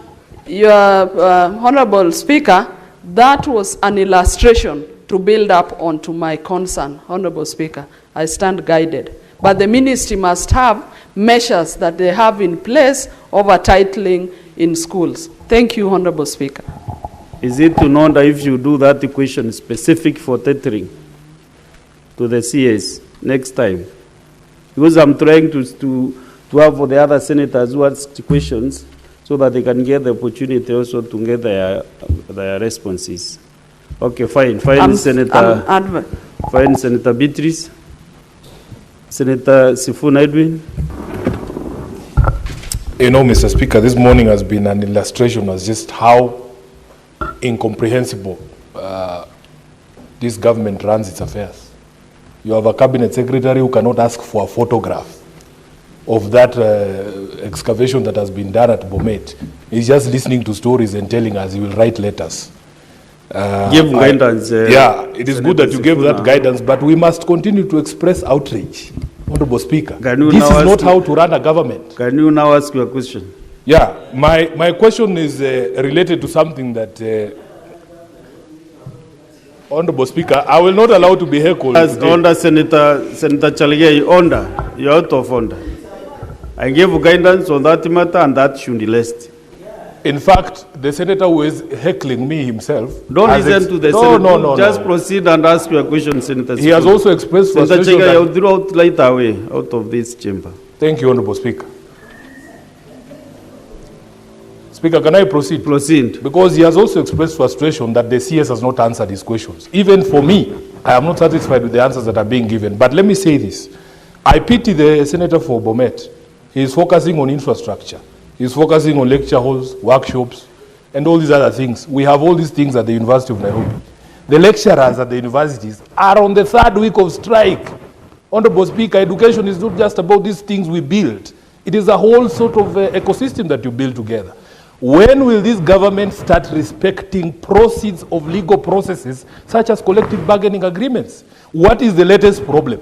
Can the CS tell us today? Why are the lecturers on the streets for 3 weeks? And the students have told us, Honorable Speaker, that if the matter is not resolved today, they will join the strike. What is going on? First year students have reported to the universities, Honorable Speaker, there are no classes. They are also on the streets. What sort of government is this? Senator Sifuna, you know, I directed that we ask questions related to the primary question. You know, that is a very pertinent issue you are raising, which even can stop this House from proceeding in the afternoon. And I request even you just adjourn the House. You have those powers. We discuss that matter comprehensively. No, the CS is here. Don't protect him.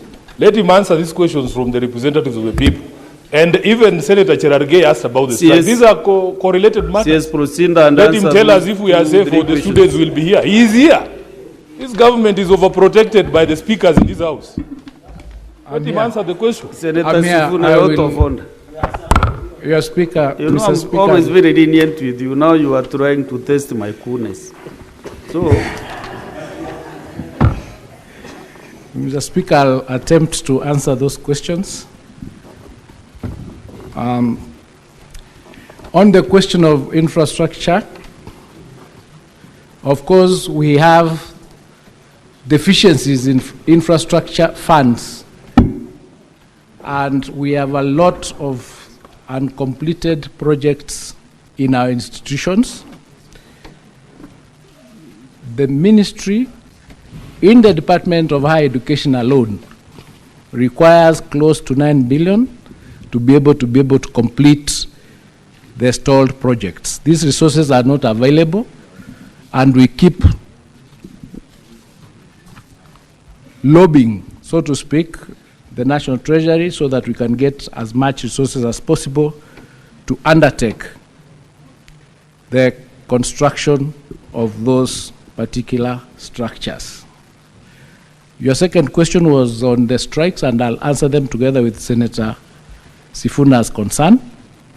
But I just wish to state that earlier I provided a response on the JS governance by referring to the Working Party recommendations and the fact that the bills are undergoing the processes that are required in order for them to be submitted eventually to Parliament, where they would then have legislative powers.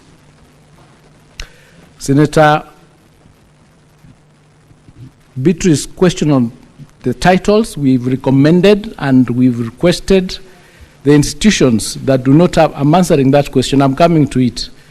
The institutions that do not have titles, we've recommended and requested them to work with the ministry where they have difficulties, and we will work with the Ministry of Lands to ensure that all our institutions have titles in order to protect them from land grabbing. So that is a policy. We discovered that they had some challenges, and therefore we decided to support them through the AG and also through the Ministry of Housing and Lands to ensure that each and every institution has its land titles. Now you ask why the lecturers are on strike. The lecturers are on strike precisely because of 3 different issues arising from 3 different CBAs. The first issue was the CBA of 2021-2025, for which they went on strike last year, and we had a negotiation and a return to work formula. Under that return to work formula, in the year 2024-25, 4.3 billion was supposed to be paid to them to cover months to June 2025. That 4.3 billion was paid. The next amount that was to be paid was 2.73 billion for the financial year 25-26, and this was supposed to be paid in July 2025. That is the amount that delayed, and because of that delay, they issued a strike notice. 2 days into that notice, the 2.73 billion was paid. Under the 2021-25 CBA, the balance of 2.73 billion is to be paid in June 2026. So far as the CBA for 2021-2025 is concerned, the issues have been addressed. The second issue that they raised in order for them to issue that strike was on the CBA of 2017-2021.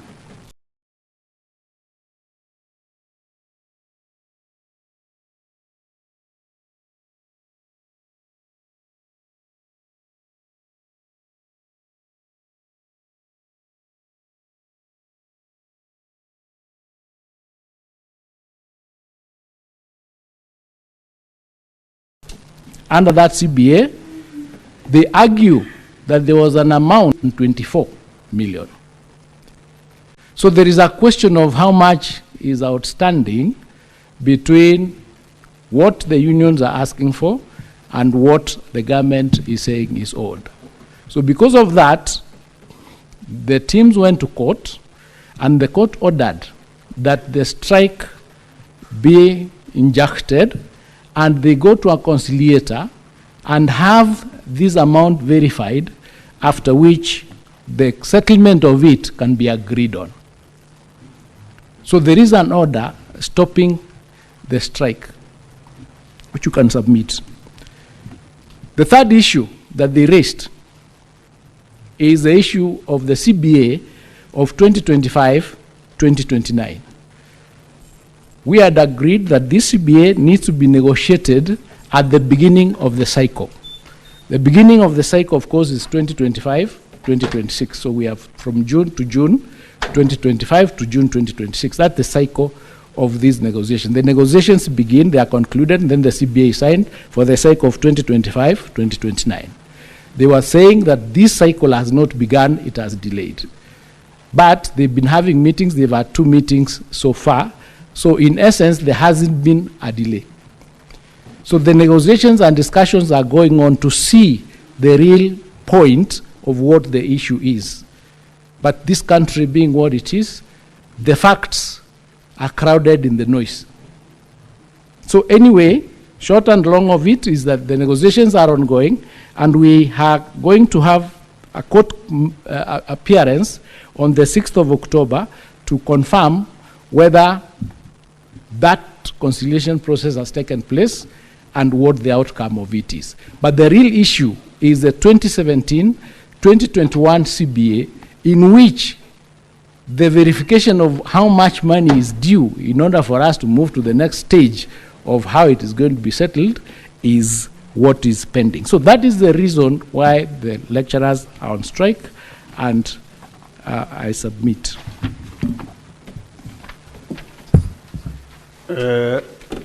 Honorable CS, maybe also advise that you give the same information. You have communicated to the country, yes, but when there is an issue, the best thing is to communicate so that Kenyans can be able to know what is happening.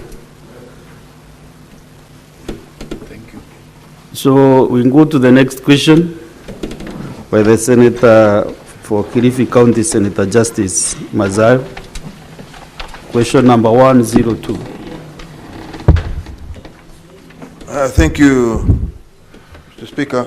Mr. Speaker, I have a few questions to the Cabinet Secretary. Number one,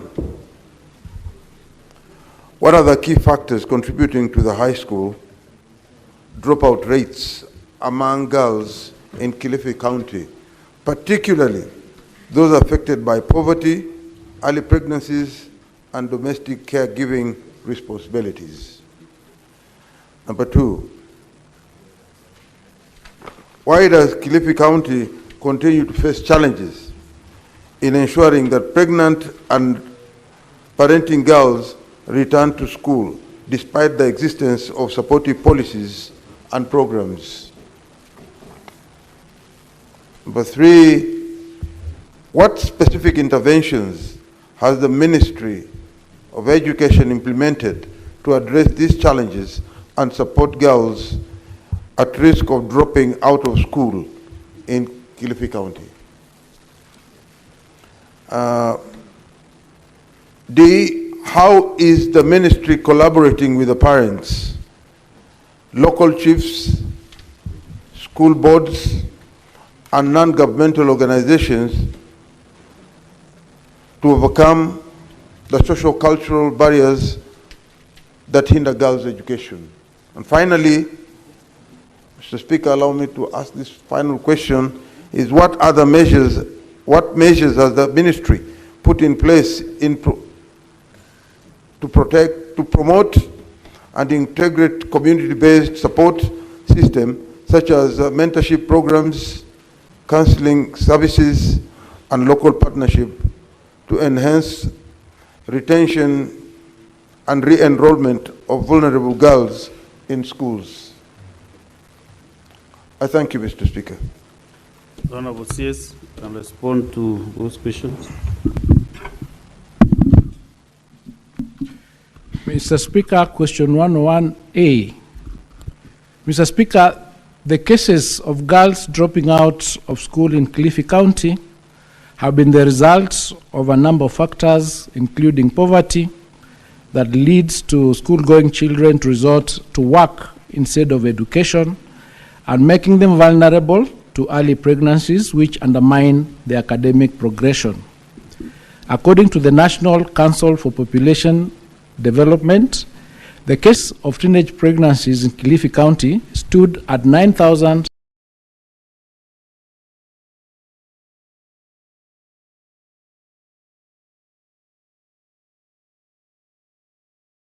$578 in 2019. Some of the factors are vulnerable.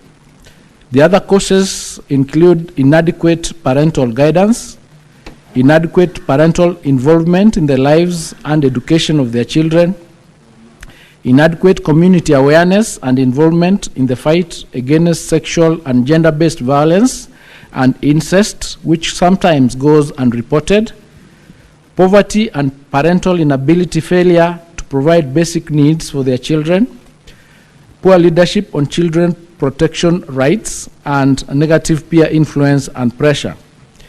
Because of the multifaceted interventions by the national and county government and other actors such as Plan International, UNICEF, and TICO, the number of teenage pregnancies in Kilifi has reduced to 6,545 in 2024. Indeed, the National Council for Population and Development has identified Kilifi County as one of the success stories in the fight against teenage pregnancies. We continue to implement interventions to ensure that these cases become a thing of the past, but eliminating these cases is a key to achieving a primary to secondary transition rate of 100% from the current 99.16%. Kilifi has a transition rate of 99.16%. 102B, Mr. Speaker, the Ministry of Education, in collaboration with the Ministry of Interior and National Administration, implements the National School Reentry Program, which allows teenage mothers to return to school after childbirth.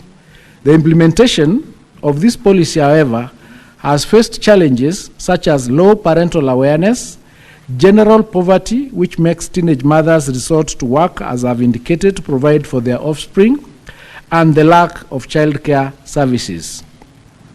101C, Mr. Speaker, our interventions have included the following. 1, implementing the 100% transition policy and working with local administration to ensure that all persons of school-going age are in schools. This current transition rate in Kilifi County stands at 99.16%. The provision of Elimu scholarship and Wings to Fly scholarships to support vulnerable girls.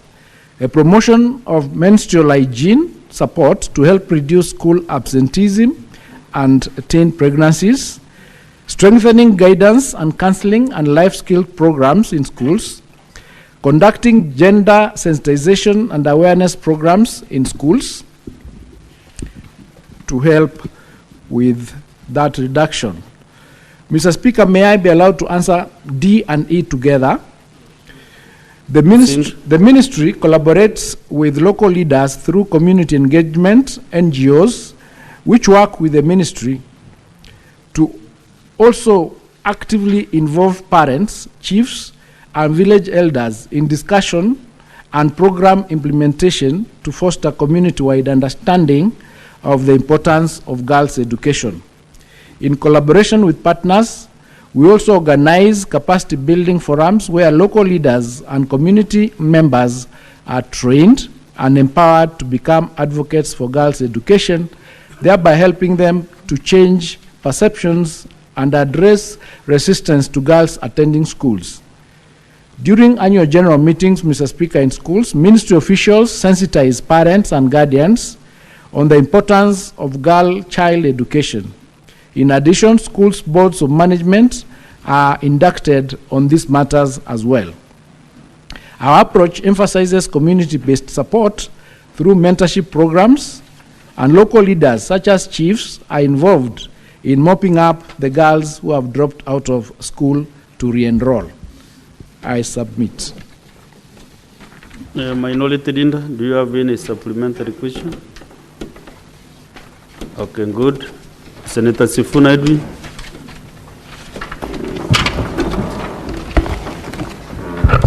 Speaker, again, this parliament has equipped the government with legal mechanisms to deal with some of these programs or these problems. Firstly, Honorable Speaker, it is still a crime in this country to engage in sexual relations with any person below the age of 18 years. My expectation, therefore, would be if the ministry tells us that there are 6,545 cases of teenage pregnancy, which is still a crime,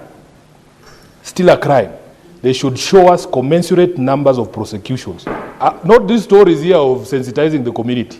Because, Honorable Speaker, under Article 2 of the Constitution, even if you want to hide behind customary law, it says any law, including customary law, that is inconsistent with this Constitution is void to the extent of that inconsistency. My question to the Minister, CS, how many people have been prosecuted in Kilifi for the offense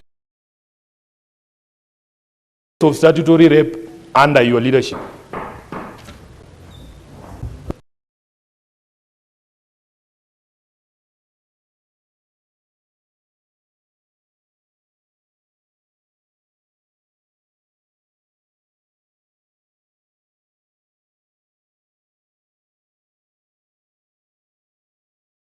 Especially girl child. A few weeks ago, Mr. Speaker, there was a case of prayers for food. Mr. Speaker, what is the ministry doing, apart from these challenges, to address the issue of school feeding program, not only in Kilifi, where children have to shout, Hare Krishna, Hare Krishna, Hare Krishna, for them to get something to eat, Mr. Speaker? What is the ministry doing to ensure that every child from Nairobi, Kilifi, Meru, Nandi, and across the nation accesses proper school feeding programs so that they can be able to be attentive in class, and also the transition and turnout, Mr. Speaker? And finally, he should give us the numbers of how the interventions, are they working in collaboration with Ngao so that they ensure 100% transition rate of our children, Mr. Speaker? I yield. Senator Abdulrahman. Thank you, Mr. Speaker, sir.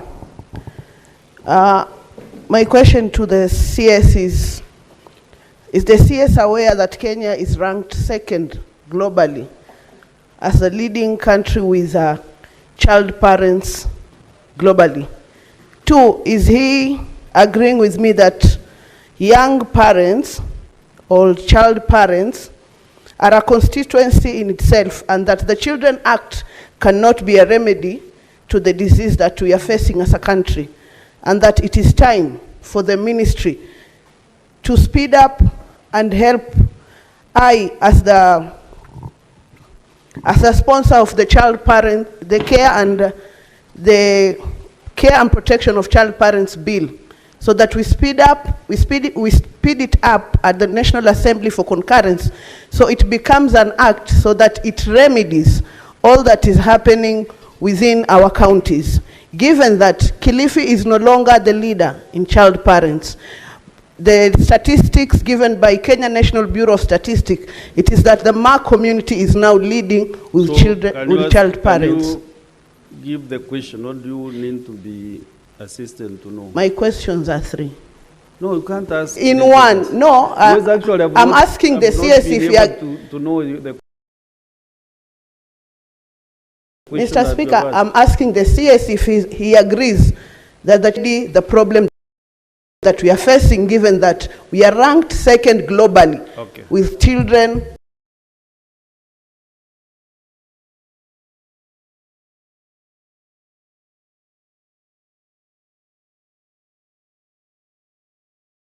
with child parents' children. Thank you, Mr. Speaker. Thank you, Mr. Speaker. Mr. Speaker, the CS has said that the ministry has provisions for Elimu and Wings to Fly scholarships. Could he be in a position to give the list of names of those students in Kilifi who have benefited from these Wings to Fly? And secondly, maybe on the side of the promotion of menstrual hygienic support to these female girls, to the girls, would he be kind enough to name the schools where they have been supplied to? Thank you. Now, yes, we start with the owner of the question, Senator Mazar. Then you respond to the others. In just a minute, Senator Beatrice, let us first get the response. We have like 10 minutes to conclude with the CS education. To Senator Masao's supplementary question, we do not have the data right here with us, but we undertake to supply that data on the Elimu and Wings to Fly scholarships, on the names and the beneficiaries of the students from Kilifi, and also the schools to which these facilities for menstrual support have been supplied to. So we undertake to do a letter and submit that report to you. To Senator Sifuna's question on the number of cases that have been prosecuted, this is to inform the Senate that the cases are prosecuted by the DPP, and we do not have the numbers as we speak, but we can get in touch with the DPP and supply the data to the Senate of the cases that they are currently undertaking relating to the sexual offenses and teenage pregnancies of the children across the country, including Kilifi. So we undertake to supply that particular data because it wasn't really part. On the question of, I think Cheralgai did ask the question on access to food. Currently, the government is having a school feeding program where we are feeding 2.6 million children across the country. But in statistics indicate that we need to be able to feed up to 10 million children. But the resources and the budget is not available to meet that number, and we keep enhancing that number, and we'll continue working with the government to ensure that that number increases to the 10 million target. With respect to the issue of the school feeding program and religion in Ganze that was highlighted, that particular project and program is under investigation as we speak, but the government has stopped that particular sponsor from continuing to supply or to feed the children in that particular area until we get to the bottom of the matter. I submit. The last two questions from Senator Beatrice Akin. Senator Sifuna, your answer has been given. We just wait for the... Senator Sifuna, I think we are really digressing on these issues. When the CS commits, actually what we should ask is when. CS, when will you provide that list? From both Mazayo, Senator Mazayo, and the list from Senator Sifuna of the prosecutions. Mr. Speaker, in 7 days' time. May I answer the question to... We as a government... The commitment on the yes, list? 7 days, within 7 days. Okay, fair enough. Question from Senator Miraj. Yes, for Senator Miraj, we as a government will support any initiative and any particular program that will protect our children. So we'll work with you to give you the necessary support for that bill. Senator Beatrice. Thank you, Honorable Speaker. Honorable Speaker, on the issue of the... You know, we ask only one supplementary question, Minority Leader.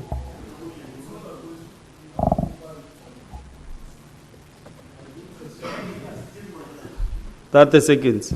And Minority Leader, you are not there to direct the chair on what to do. Speaker, you know you... You are the minority side, but not to direct the Speaker. You are not my Minority Leader. You lead your team, not the chair. Speaker, I would pray that you don't get upset because this is a very delicate conversation we're having. Actually, the point that I wanted to make is the Ministry of Education is a custodian of our children. Knowing what happens in some of these areas, you might not find a complainant. Our expectation is that the ministry is a complainant.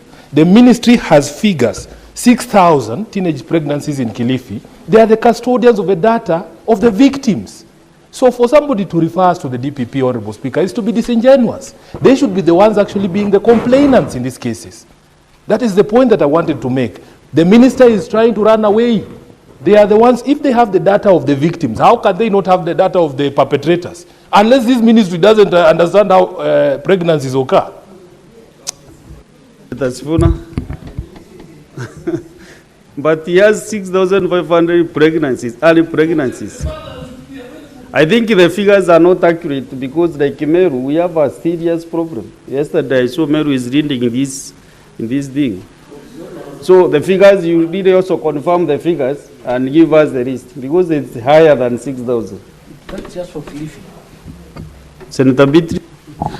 Honorable Speaker, I was amazed that my SG is talking about a way in which pregnancies occur. I only know of one way, but that is besides the point, Honorable Speaker. Honorable Speaker, that is besides the point. My point back to this question, Honorable Speaker, on the dropout rates, and especially, particularly those affected by poverty. My question then to the Honorable CS is that, does the ministry have specific affirmative measures that they put in place for the urban poor?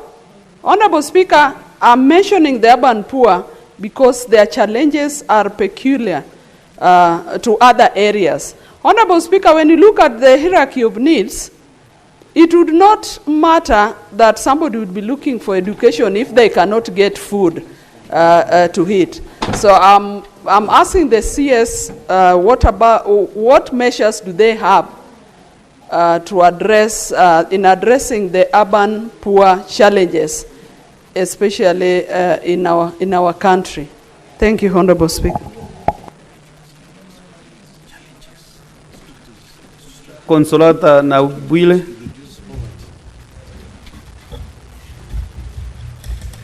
Thank you, Mr. Speaker. My question is on the low retention and dropouts, school dropouts. Especially in Bungoma County, which is due to abject poverty, menstrual hygiene, and many other related cases. I would like to ask the CS, Buonamigos, to substantiate the fact about the implementation of the Children's Act 2022 that protects the best interest of the child in regard to provision of free primary education, secondary education, and care and protection. Because so many school-going children are suffering in Bungoma because of the laid down reasons. And there is also a lot of SGBV that is prevalent in Bungoma County. So kindly help us understand the strategies that the ministry has put in place to curb this anomaly. I submit. CS, answer those two questions as we conclude.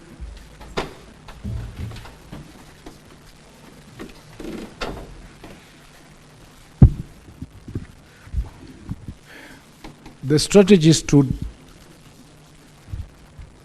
increase and retain a high number of retention of children in schools will include the provision of school feeding programs in those areas, in those poor areas.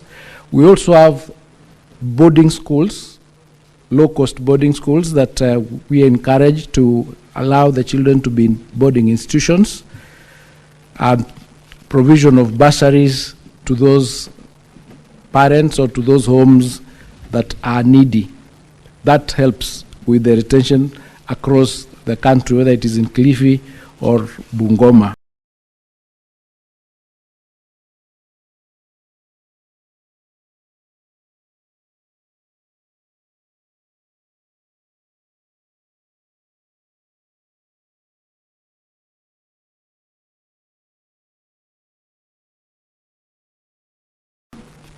And even I know peculiar challenges. Are there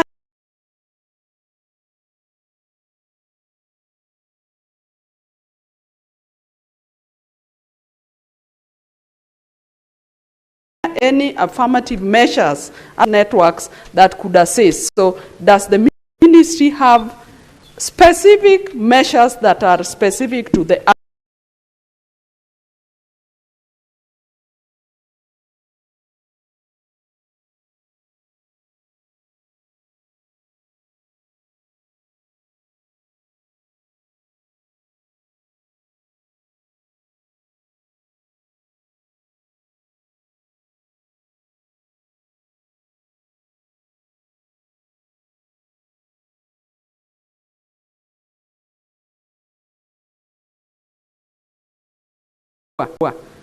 if no, I was just consulting, but in school feeding, we do it, they retain the students the same way, the children the same way, whether it is in the rural areas or in the urban. When we give bursaries, it is the same thing. When we provide for the sanitary, it is the same thing. So what we're just saying, you know, that's not how we conduct business, honestly speaking. And if the CS you are not satisfied, just visit his office, and discuss issues on the urban poor and the rural poor. Your office is open, I think, CS? Yes, it is. Yes, have a cup of tea with the CS and discuss. That is a general thing that can help this country. Yeah. So let us just not pressure. Thank you. To get the questions. We also now. Because actually, if he was prepared, he could have come with that answer, Honorable Beatties. To be fair, either you bring a question or you visit the ministry to discuss with the technical team, give them advice, you know, so that we can help our country. I feel not to give you another chance. So I want to, the chair, Standing Committee on Education, requested for just a minute to give an update on the committee work. and I would want to give you this chance. Thank you, thank you. Betty. Thank you, Mr. Speaker. Mr. Speaker, I want to take this opportunity to thank Honorable CS for appearing before this House this morning. And Mr. Speaker, I would also want to tell the House that the Honorable CS has taken action on a stalemate which has been there. We had 41 pending statements for the ministry, and we had a meeting last weekend, actually a retreat with the ministry, and Honorable CS has committed to work with the committee, and I think that is a concern which a senator had raised here, and I just want to reassure the House that the Honorable CS has committed to work with the committee and is already started. We had our first retreat with him and his team over the weekend in Mombasa, and he committed that the answers which were pending, 41 in number, were going to be answered, and I want to confirm to this House that that has already been done. So I want to sincerely thank the Honorable CS, and I want to ask him to continue with that spirit so that together we can serve the people of Kenya. Thank you, Mr. Speaker. So, Chair, in occasion, there are various issues which have been raised by members. Therefore, since you have that good working chemistry, assist also the members with the questions that they have asked and also the timelines so that we can really be able to move on. When I spoke to speak, I said that there's another committee at the other house which has failed to unlock a few things which the Senate committee can be able to do. So we are ready to support you. You know, we meet at the liaison. As the chair, I'm ready to support your committee to assist this country on matters of education.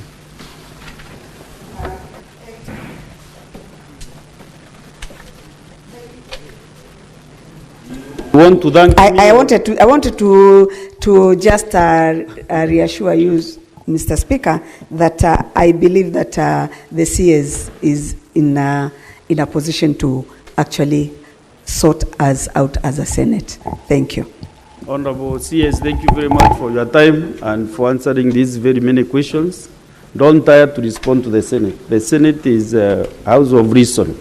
We can be able to assist this country in a very big way, even unlocking those the support you need in the budgets. We're almost there now, so that Senate also can participate in the budget making process. And I know, I'm aware we must achieve that. So thank you very much for coming this morning, and all the best in your endeavors. Thank you, members. Thank you, Mr. Speaker. I'm grateful. And may I say something, Mr. Speaker, before Yes, I go? please. Let me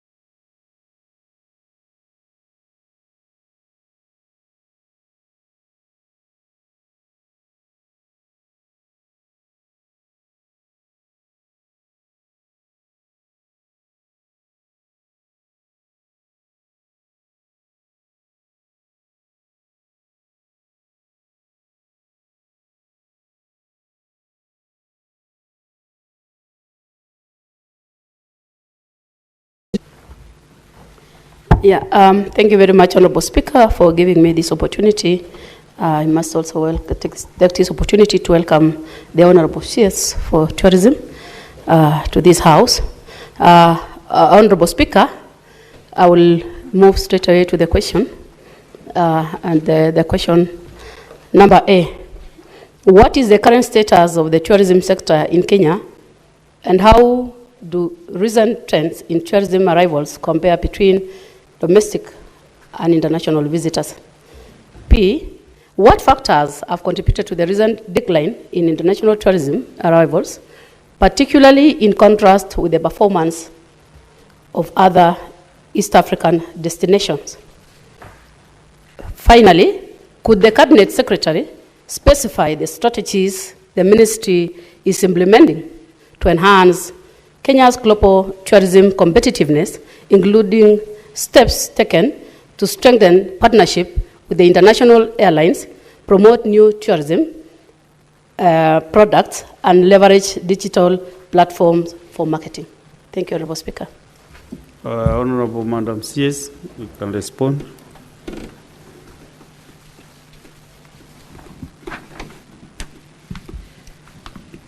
Thank you very much, Honorable Speaker and honorable members. I wish to respond to question number 066 by Honorable Senator Joyce Korir, MP, and A, the current status of tourism sector in Kenya and how recent trends in tourist arrivals compare between domestic and international visitors. The parameters highlighted below demonstrate a good performance of the sector in 2024 as compared with 2023 figures.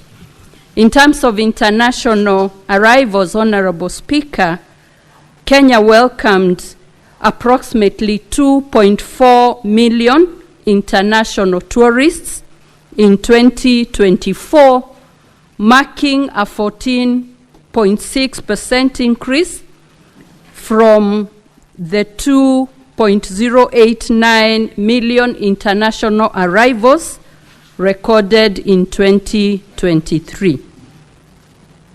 In terms of tourism earnings, the sector's earnings rose to Kenya shillings 454 billion in 2024, reflecting a 19.7% growth compared to the previous year's Kenya shillings 3.77 billion. On cruise tourism, notably, cruise tourism experienced a 163% surge, with 6,561 tourists arriving in 2024, up from 2,490 in 2023. In terms of domestic tourism bed nights occupancy is estimated to have grown by 12%, that is from 4.6 million in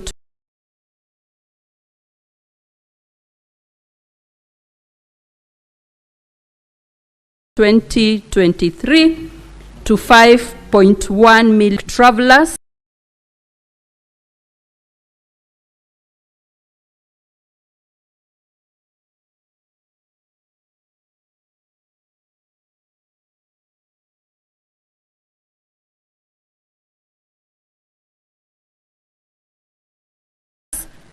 Brazilian citizens to participate in domestic tourism. Honorable Speaker, the number of domestic tourists does not include those that stayed in unregistered establishments, and therefore the number of domestic tourists is significantly higher.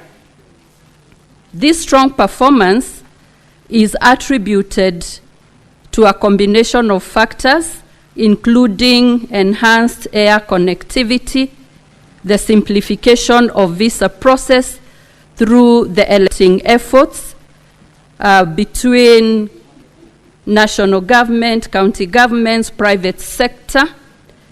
There was also focus on new product segments and renewed traveler confidence to Magical Kenya brand.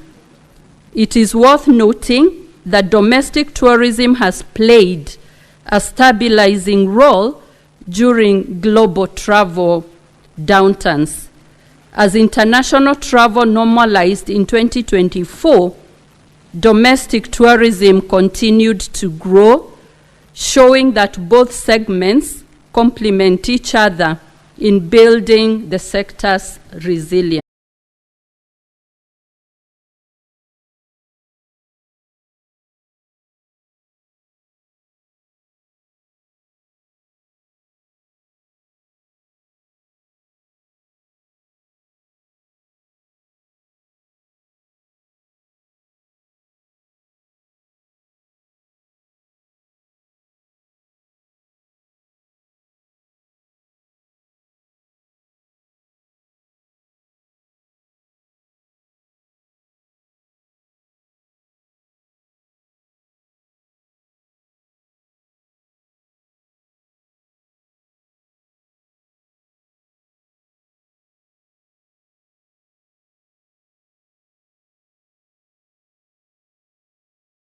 In international tourist arrivals, particularly in contrast with the performance of other East African destinations, my response is that Kenya did not record a decline in international tourist arrivals in the year 2024. On the contrary, the country posted the highest ever inbound arrivals and earnings in over a decade, and this performance is even better than pre-COVID. The country outperformed many regional peers in key indicators, and in terms of the East Africa community, Kenya recorded the highest numbers.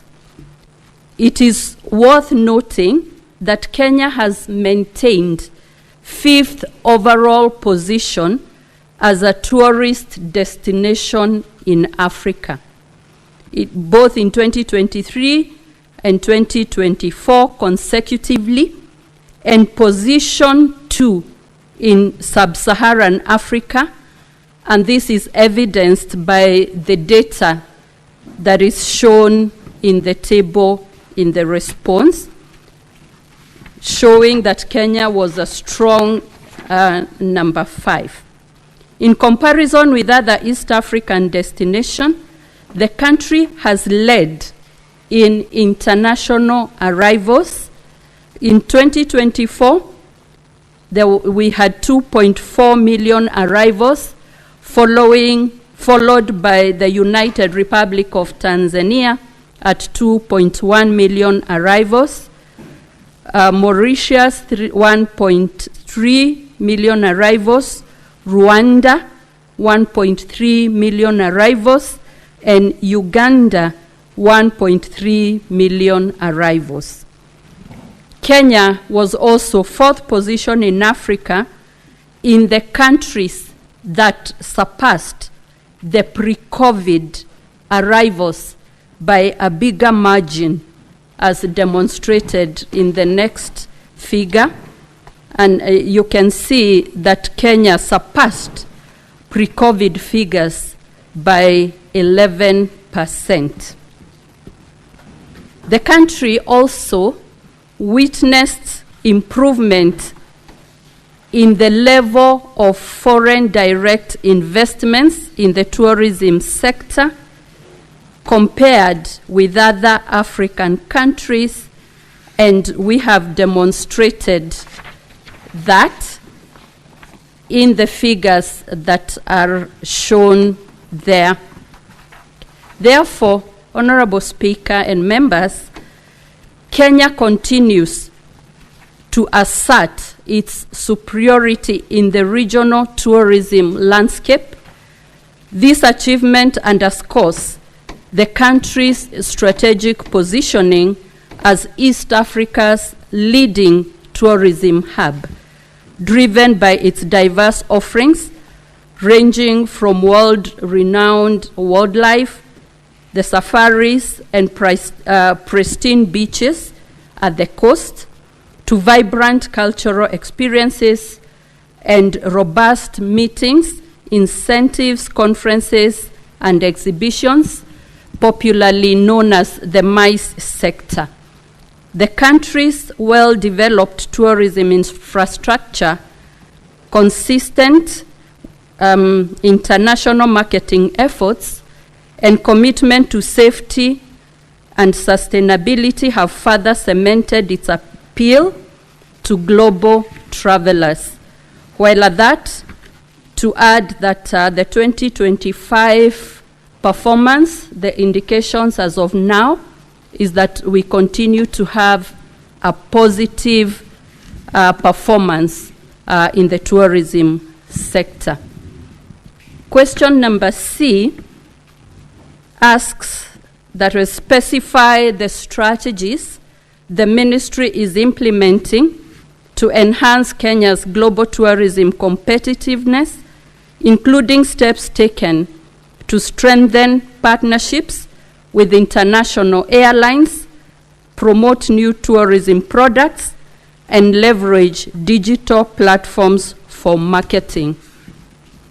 Honorable Speaker, the government has adopted a comprehensive and future-oriented strategy to reposition Kenya as Africa's most appealing tourism destination. The approach is to closely collaborate and partner with other enabling ministries, departments, and agencies, and the private sector, such as travel agents, tour operators, airlines, counties, and even other service providers, to grow tourism sector earnings to Kenya shillings 1 trillion annually by the year 2027-2028, with 5.5 million international arrivals and 7.5 million domestic bed nights. The key interventions being implemented are as follows. Number one is strengthening global air connectivity and entry processes. We have seen newly introduced scheduled connections into Kenya by international airlines such as Air Asia, Fly Dubai, Air Indigo, Oman Air, and Brussels Airlines have expanded Kenya's global access points. And just last night, we received the first ever flight direct from Saudi Arabia, and a few weeks ago, the first flight direct from Angola. So this has helped the Open Skies policy with more access into Kenya, not only in Nairobi, but in Mombasa. Number two, the rollout of the electronic travel authorization system in 2024 has streamlined visa issuance and reduced barriers to entry, and has made Kenya more visa open. Number three, Turkish Airlines have been granted the necessary licenses to resume flights to Mombasa, Kenya. Currently, we have 7 frequencies per week. This means that tourists using these airlines can fly directly to Moi International Airport in Mombasa from Istanbul.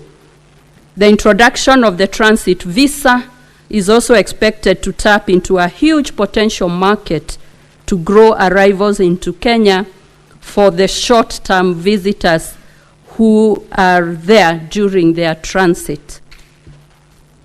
The Ministry of Tourism and Wildlife is also part of an interagency committee comprising Ministers of Interior, Roads and Transport, and National Treasury with relevant agencies to continuously improve traveler facilitation and experience at our major points of entry.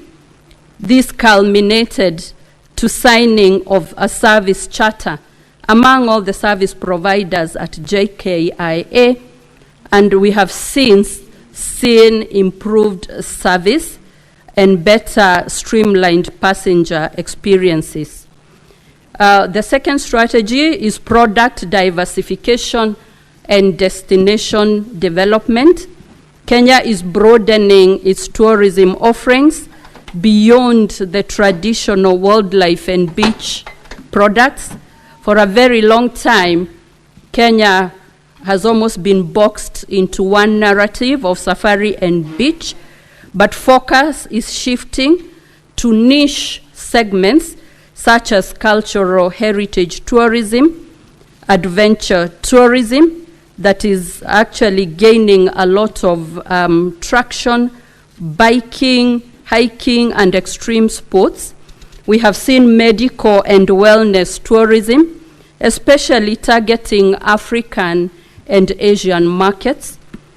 We have cruise tourism, and like I've said, it saw a huge increase of about 163% growth in 2024, and this signals a revitalized cruise tourism sector in Kenya. We have leisure, business and leisure tourism, that goes together with the MICE, meetings, incentives, conferences, and exhibition tourism, which contributed 27% of all tourism arrivals in 2024. A new segment that has come in is education tourism, attracting a lot of education tourism in the region. Sports tourism, Kenya being the home of champions, is attracting quite a lot of tourism in that regard, including athletics, golf, World Rally Championships, and others. We have special occasions and destination weddings, especially at the coast, that is becoming a favorite destination for weddings and honeymoons. And one of the other latest products is agro-tourism. We have seen visitors wanting to see, especially tea and coffee, the product from the farm to the table to the cup, and that is gaining traction. Gastronomy, the whole issue of culinary experience, and halal tourism is also popular.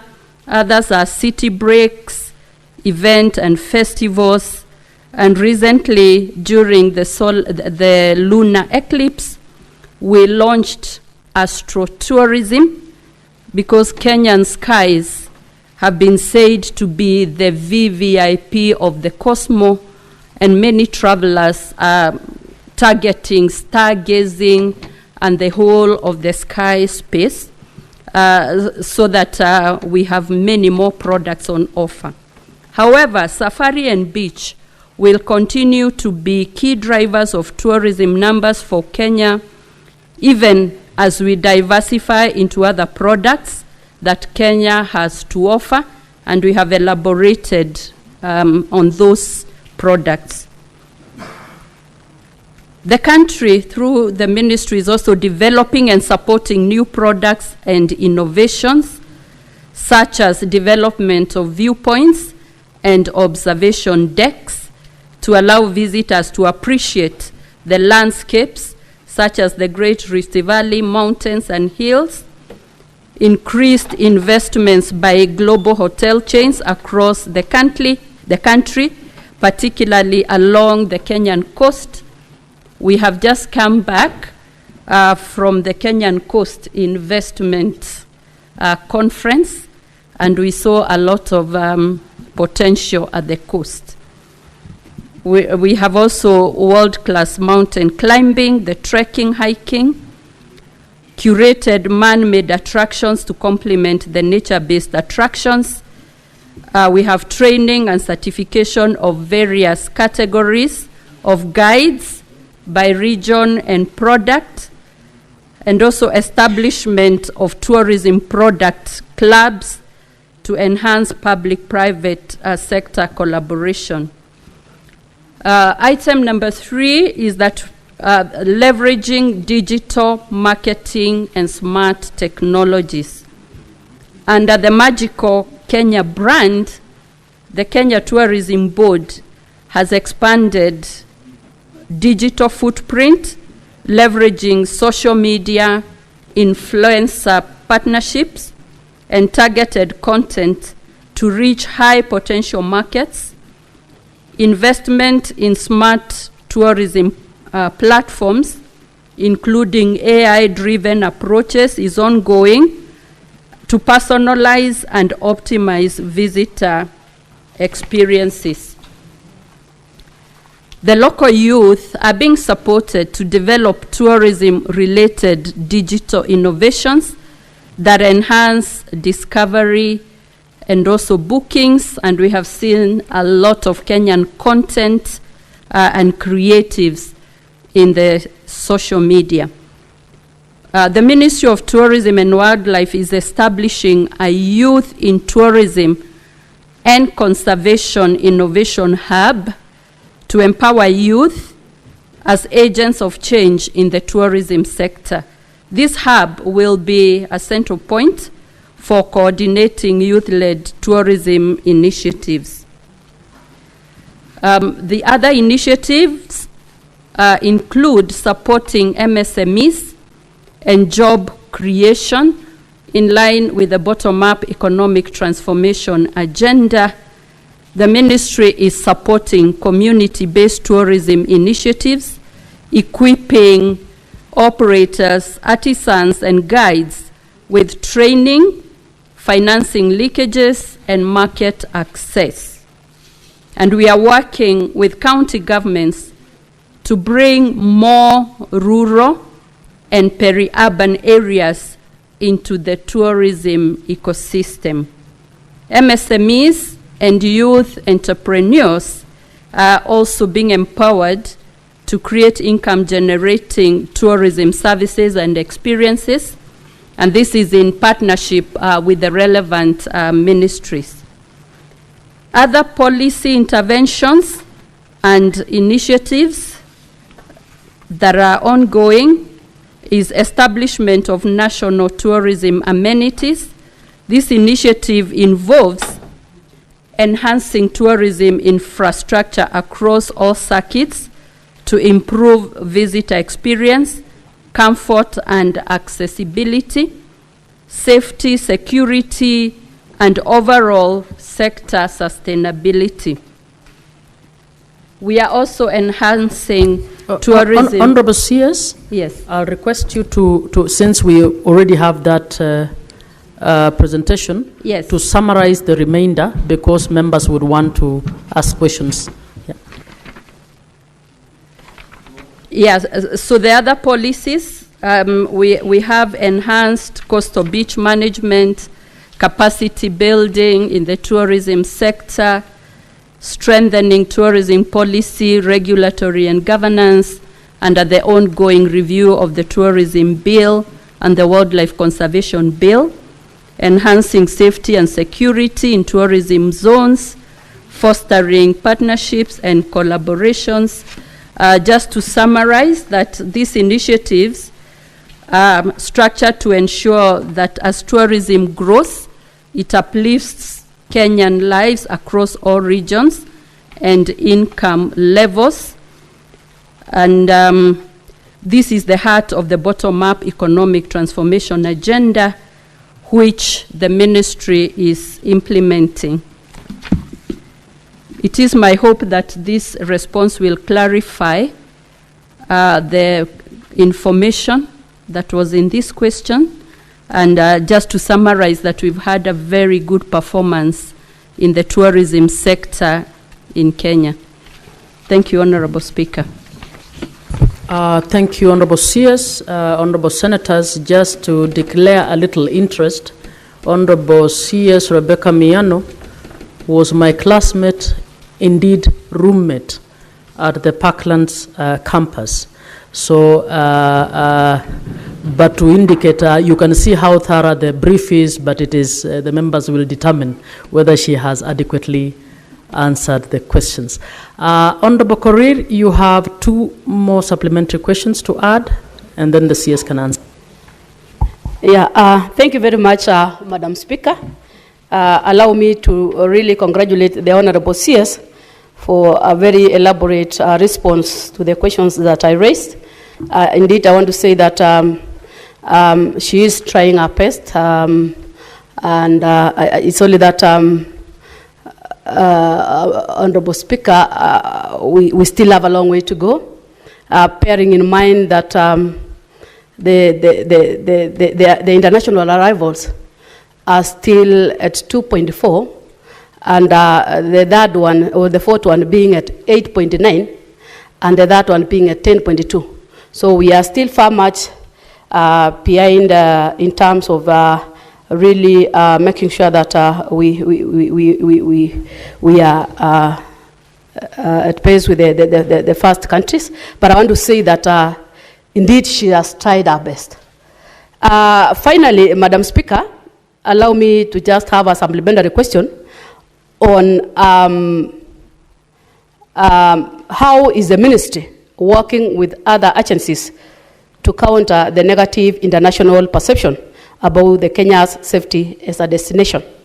And finally, Madam Speaker, is the issue of whether there is a framework to support small and medium enterprise, SMEs, in tourism value chain. Thank you. Honorable CS.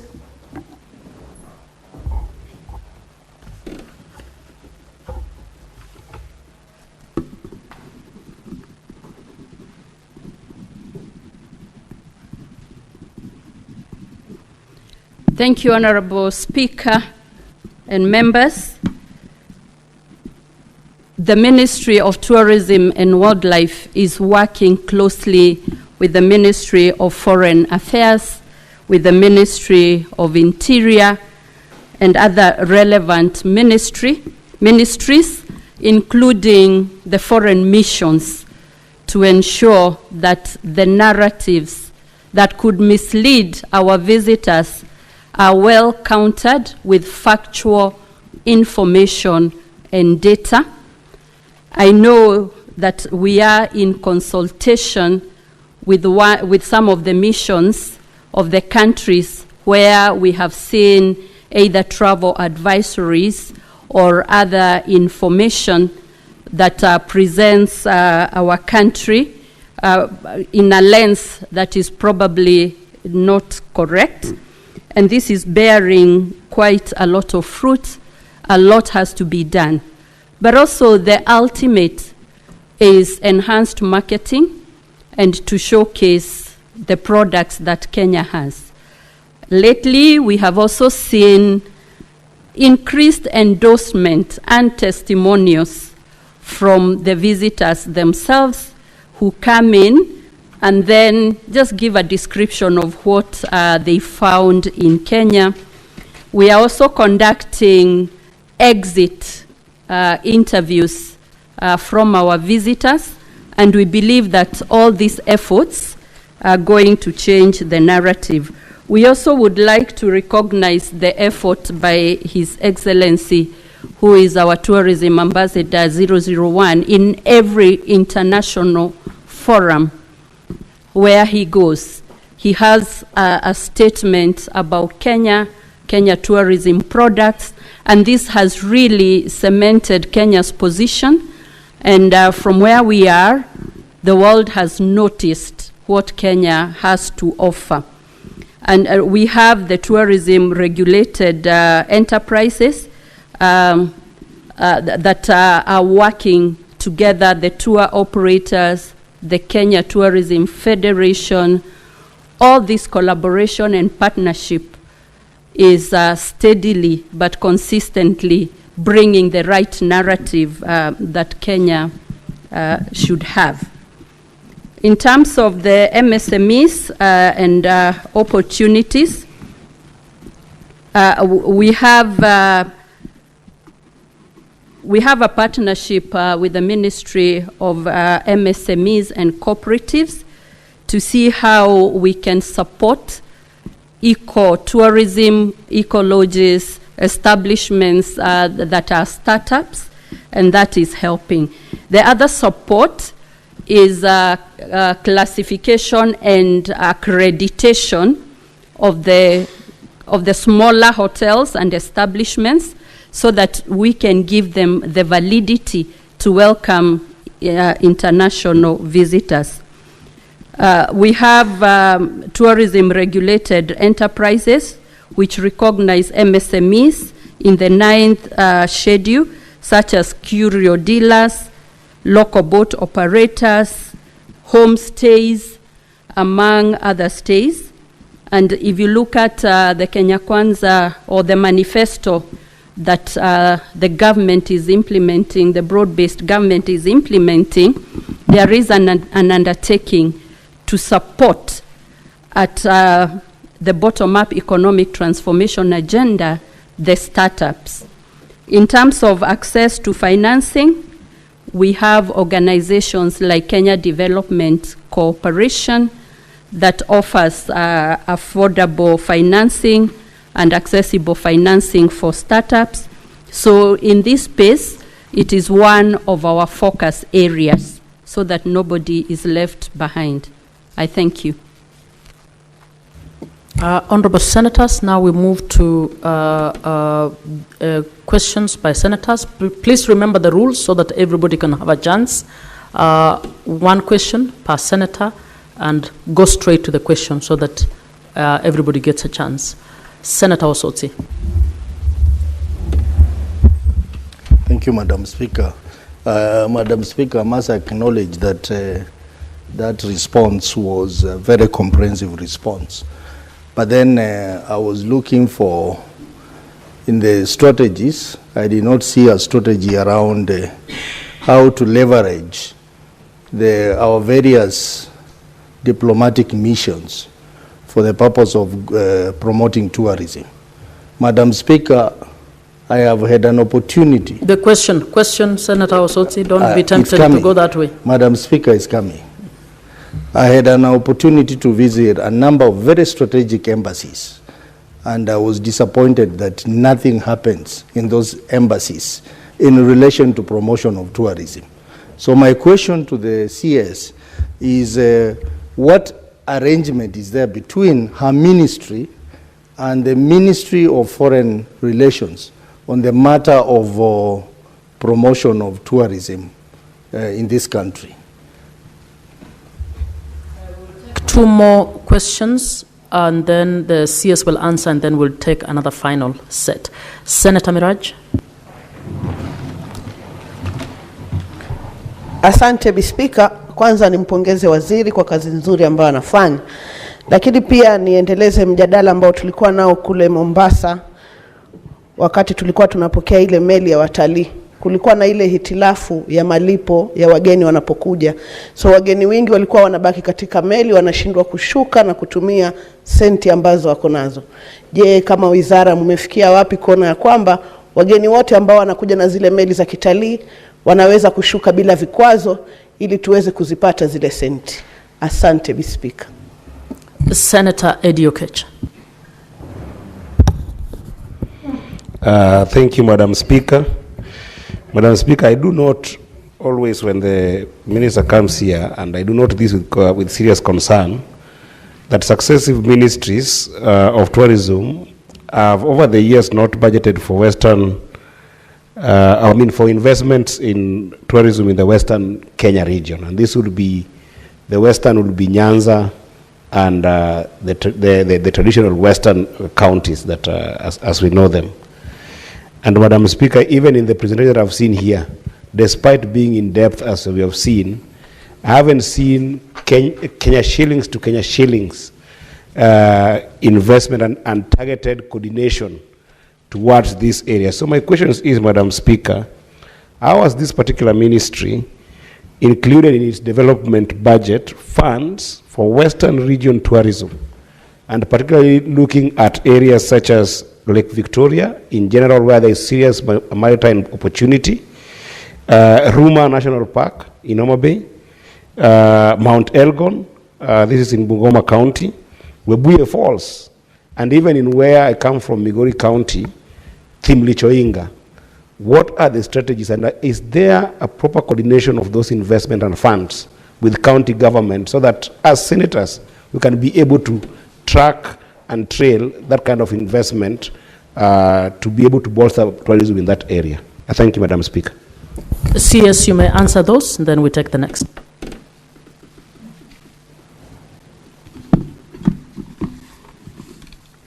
Thank you, Madam Speaker and members.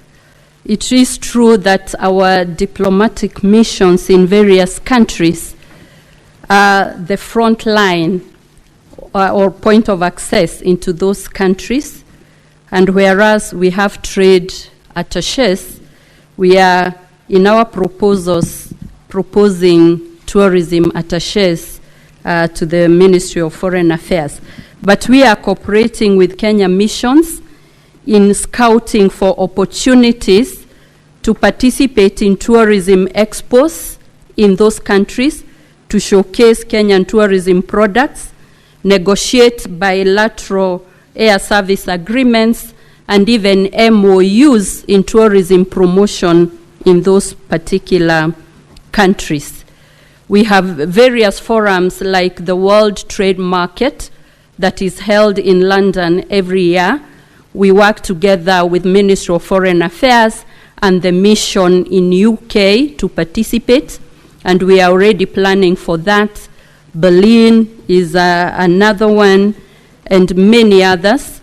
We have also proposed a framework that we have sent to the Ministry of Foreign Affairs of closer collaboration, and that also includes using online platforms and a digital tool that we are coming with called Kuza Utalii, where missions can then utilize that to market our country. So we will continue working closely with the Ministry of Foreign Affairs and our missions abroad to ensure effective marketing for our country. The next question is about the cruise tourism. And when we welcomed the cruise ships earlier this year, several challenges were identified that stopped visitors disembarking from the vessels and getting into Mombasa and other areas. And the main one was the requirement to apply for an ETA individually on arrival.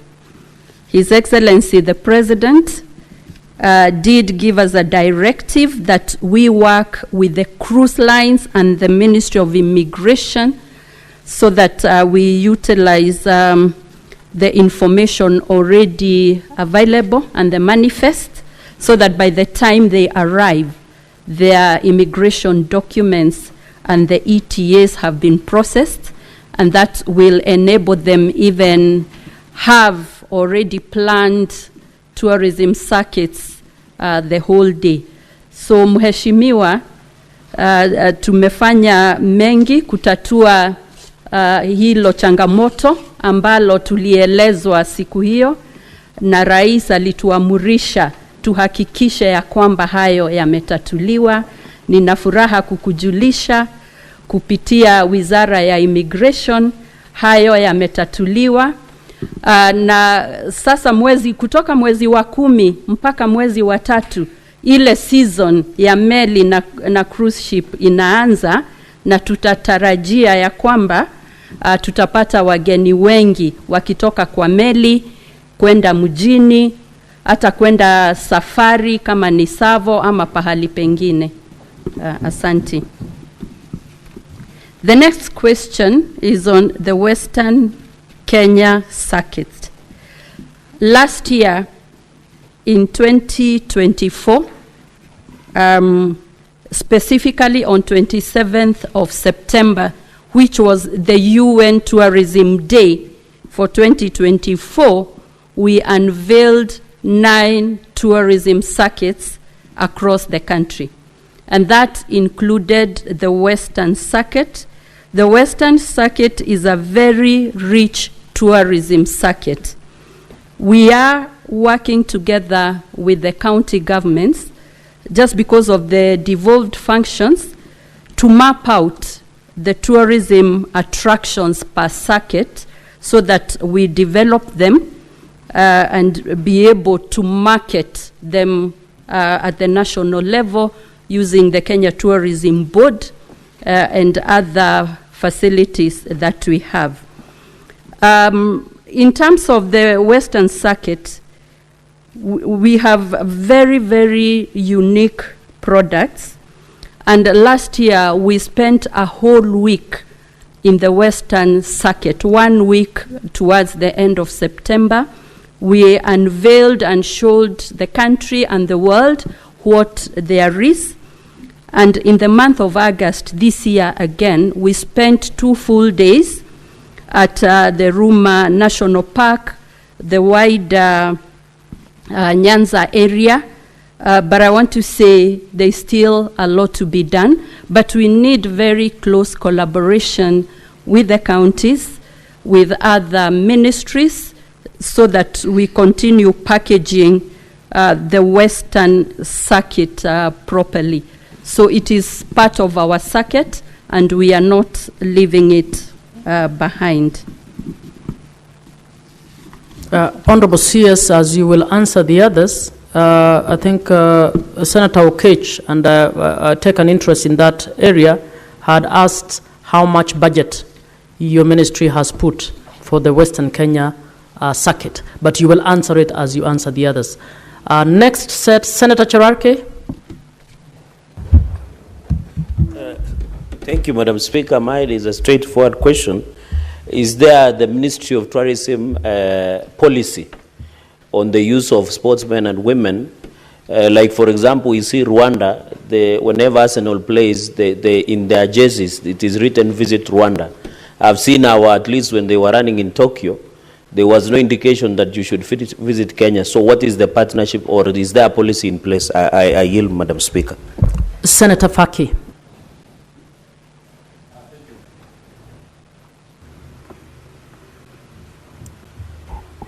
Thank you, Madam Speaker. First, I wish to commend the CS for the elaborate responses that she has given. And I also want to commend her on the resumption of some of the international flights to Mombasa. I can see Turkish airlines are coming in. Rwanda is also coming in. Uganda is already flying. And I think going forward, we're expecting also maybe British Airways and KLM to be on the queue. However, my question is on regard to the Mamangina waterfront. During your last visit in this chamber, you indicated that plans are underway to hand over the Mamangina waterfront to the county government of Mombasa. How far have you been able to actualize that? Because it's now a big problem for the people of Mombasa, because whenever they want to host their events, they have to run to the ministry for permission to be able to use the Mamangina waterfront grounds. Yet, they belong to the county government of Mombasa. Thank you, Madam Speaker. Senator Kisang. Thank you, Madam Speaker. Madam Speaker, I also join my colleagues to commend the CS for elaborate answers. However, it looks like the minister has focused more on tourism and neglected wildlife. The reason why I'm saying this, Madam Speaker, the people of Elgeyo-Marakwet County along Keria Valley are suffering because of elephants. They have destroyed our mangoes, our oranges, and it looks like there's no budget that has been given to KWS for compensation. So I want to find out from the CS, what plans do you have to ensure the people of Elgeyo-Marakwet County are compensated, because the elephants have destroyed the crops, and these are the real bottom, and this is government is bottom up, and we are not assisting those who are in the bottom. What plans do you have? And also to ensure Rimoi National Game Reserve is fenced by the national government in conjunction with the county government of Elgeyo Marakwet County. Otherwise, we might the elephants might be used as food. Senator Mandago. Thank you very much, Honorable Speaker.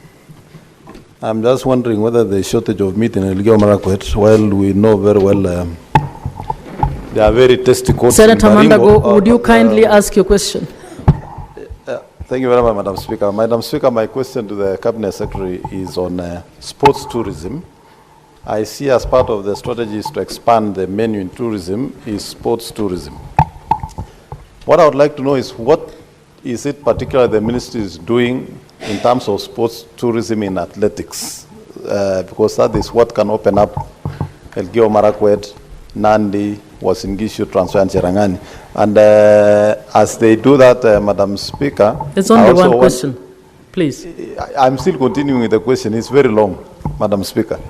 I also wanted to ask that in 2018-19, there was provision in the budget under the ministry for feasibility study for a cable car in Elgeyo Marakwet from Iten to Kabarnet, and that a possibility of being extended all the way to Isiolo.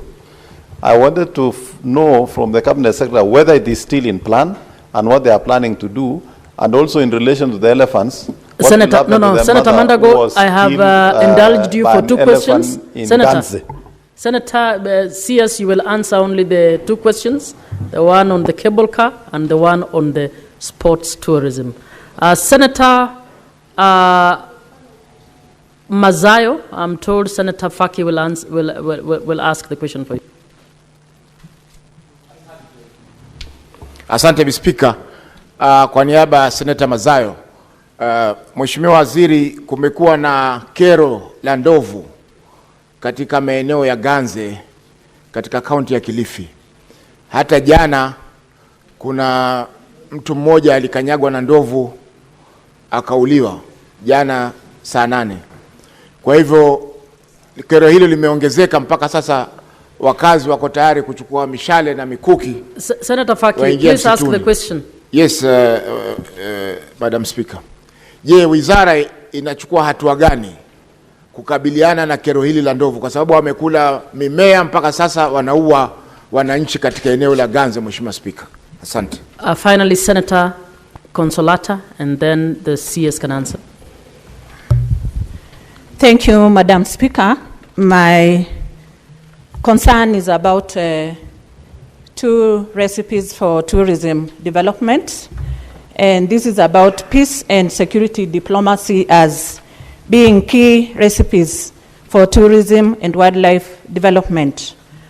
I would like Madam CS to tell us about what the ministry has put in place in regard to securing and protecting Kenya's territorial integrity, especially along our borders, because those are the avenues through which most tourists enter into our country.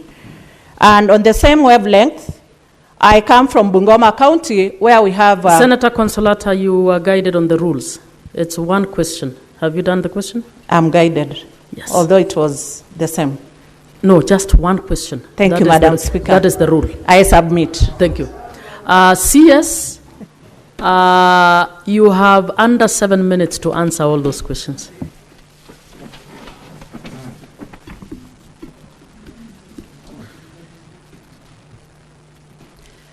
Thank you, Madam Speaker and members.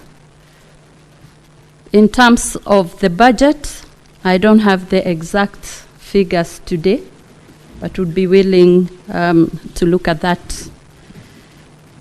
The next question... So you can submit that budget in the next 2 weeks?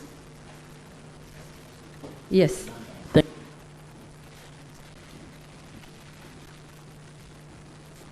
The next question was on the partnership that we are having with sportsmen and sportswomen in order to promote tourism.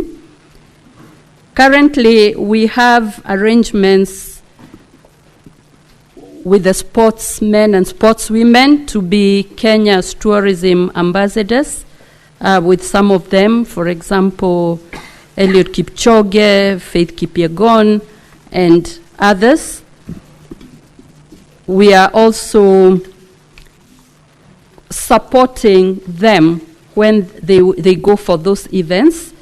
We go behind with the Magical Kenya brand, including financial support. We have seen that sports tourism is one of the next frontiers in Kenya's tourism. And in that regard, we want to promote actively high altitude training center to the international tourists, encouraging them to come and interact with our athletes, to talk to them, eat with them, touch them, and that interaction is gaining traction. We will work together with the Ministry of Sports to ensure that the product is well developed.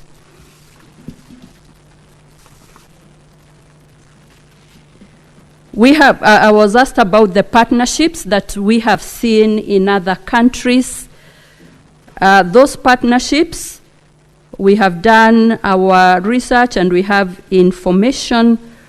They are quite costly. Some of the partnership costs up to 4 billion Kenya shillings annually. And we are at this stage evaluating which ones can be with the highest impact, with the best affordability. But we have quite a lot of expressions of interest, but we are carefully, together with the relevant ministry and other government authorities, trying to see which will be best for Kenya. On Mama Ngina front, consultations are still ongoing between the county government and the national government. We shall ensure that we hasten the discussions. We were there over the weekend. It is evident that we need to develop Mama Ngina waterfront for functions, for tourism activities. It is a very premium location, but we will hasten the consultations and the action plan that needs to follow. I undertake to do that. In terms of human-wildlife conflict, I want to assure the Honorable Senator that we have not neglected the wildlife segment. It is one of our priorities. The ministry receives about 950 million annually since His Excellency got into office. He has prioritized the human-wildlife conflict issues, both in terms of mitigation and compensation. And we will be glad to have specific discussions with Elgeyo Marakwet. On Rimoi National Reserve, we are working with the county to address the human-wildlife conflict, and we have a directive about the fencing, and there are discussions ongoing with the National Treasury in order to provide a budget. Indeed, we are in touch with the county government that have invited us. At the earliest opportunity, we shall be visiting Elgeyo Marakwet. But on all these issues, we have the review of wildlife conservation bill that is ongoing, so that we streamline these human-wildlife conflict issues, including the compensation, public awareness and education, employment of more rangers has also happened for the first time in 10 years. Last year we had a pass-out parade of 1,270 rangers, which was historic because that had lagged for 10 years. We also have other projects like fencing in the hotspots, and that takes me right straight to the question about the human-wildlife conflict in Kilifi. We were recently in Kilifi together with all the leaders to discuss the matters of human-wildlife conflict. His Excellency the President has also guided us, and we are working on how to fence that area. We know particularly elephants. The population has quite increased, and therefore the conflict has increased, but we are putting all measures to manage the conflict that has ensued. Thank you, Madam Speaker. Honorable, which question? The cable car. Okay, CS. And Senator Consolata, which was your question? Just say which one it was so that... On territorial integrity, the safeguards put in place by the ministry. CS, the two questions? The cable car? And yes, I beg your pardon, Madam Speaker. The standards for the cable car are yet to be finalized by the KEBS. And we are following that in consultation with other stakeholders. But I will go back and find out where the process has been. But it's one of those things that can really promote tourism. Yeah. On territorial security, security is in consultation with the Ministry of Defense and the Ministry of Interior, together with the Tourism Police Unit, and we are having constant consultation, realizing that security is one of the requirements for tourism. Every tourist that leaves their country to travel to another always looks at the security issues, and therefore it is on our highest radar in consultation with all these relevant authorities. Thank you, Madam Speaker. Thank you, Honorable CS, for answering all the questions that were put before you. We can now release you and we move on. Honorable Senators, we will defer orders 8, 9, and 10 because the movers are not here. Next order, please. Order number 11, motion, welfare of interns working under the Public Service Commission, PSC. Senator Cherarke.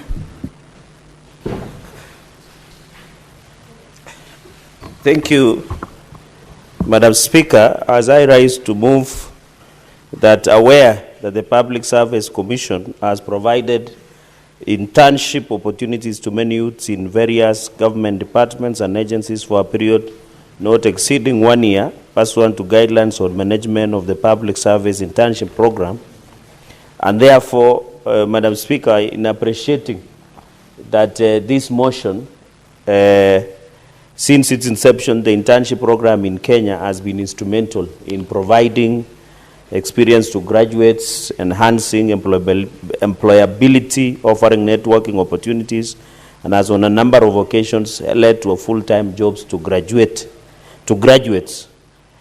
Madam Speaker, concerned that internship in this country are limited in number, skewed in distribution across government departments and agencies, lack clear pathway to permanent employment, have inadequate opportunities for skill development. And Madam Speaker, that we should move from, as I move, that internship is insufficient. The stipends that they are giving out of ranging from 15,000 to 30,000 is not sufficient because of high cost of living, especially in cities like Nairobi, Mombasa, Kisumu, and Eldoret, among other cities where the cost of living. Now, therefore, Madam Speaker, as I move that we increase the stipend offered to these Madam Speaker. So the following Senator comments. Cherargei, you're not discussing, you're reading the motion as is. Please read it as is. Now, therefore,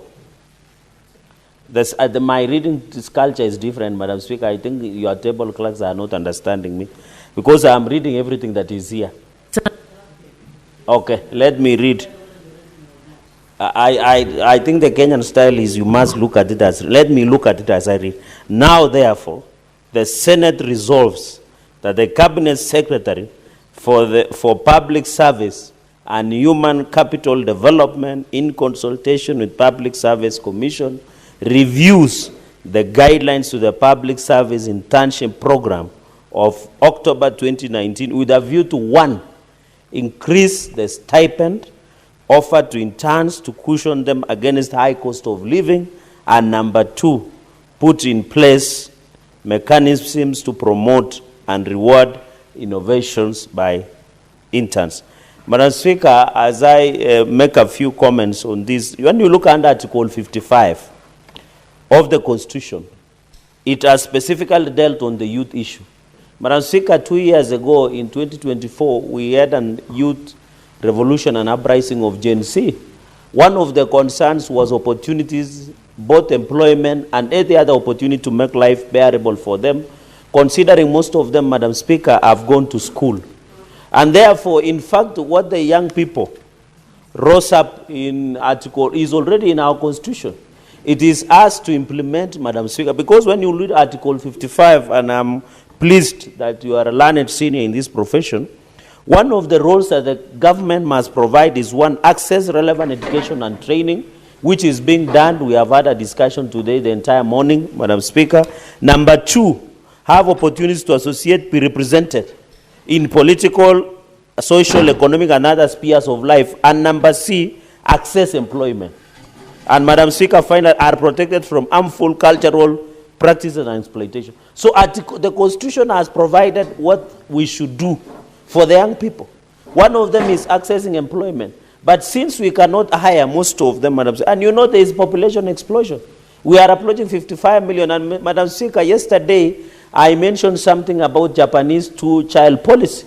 And many people are bashing me. I have said the 2-child, you give birth to 2-child, the government will take care of your 2 children. But if you add the 3rd one and the 4th one, you take care of yourself. So that we have quality life. You can see how Japanese have operated. And I know Africans, Madam Speaker, our wealth is in children. The more you have children, the more is the wealth, which is not the situation now. That is why we are straining most of education facilities, health facilities. So my proposal is that as we have population explosion in this country, let us adopt the Japanese 2-child policy.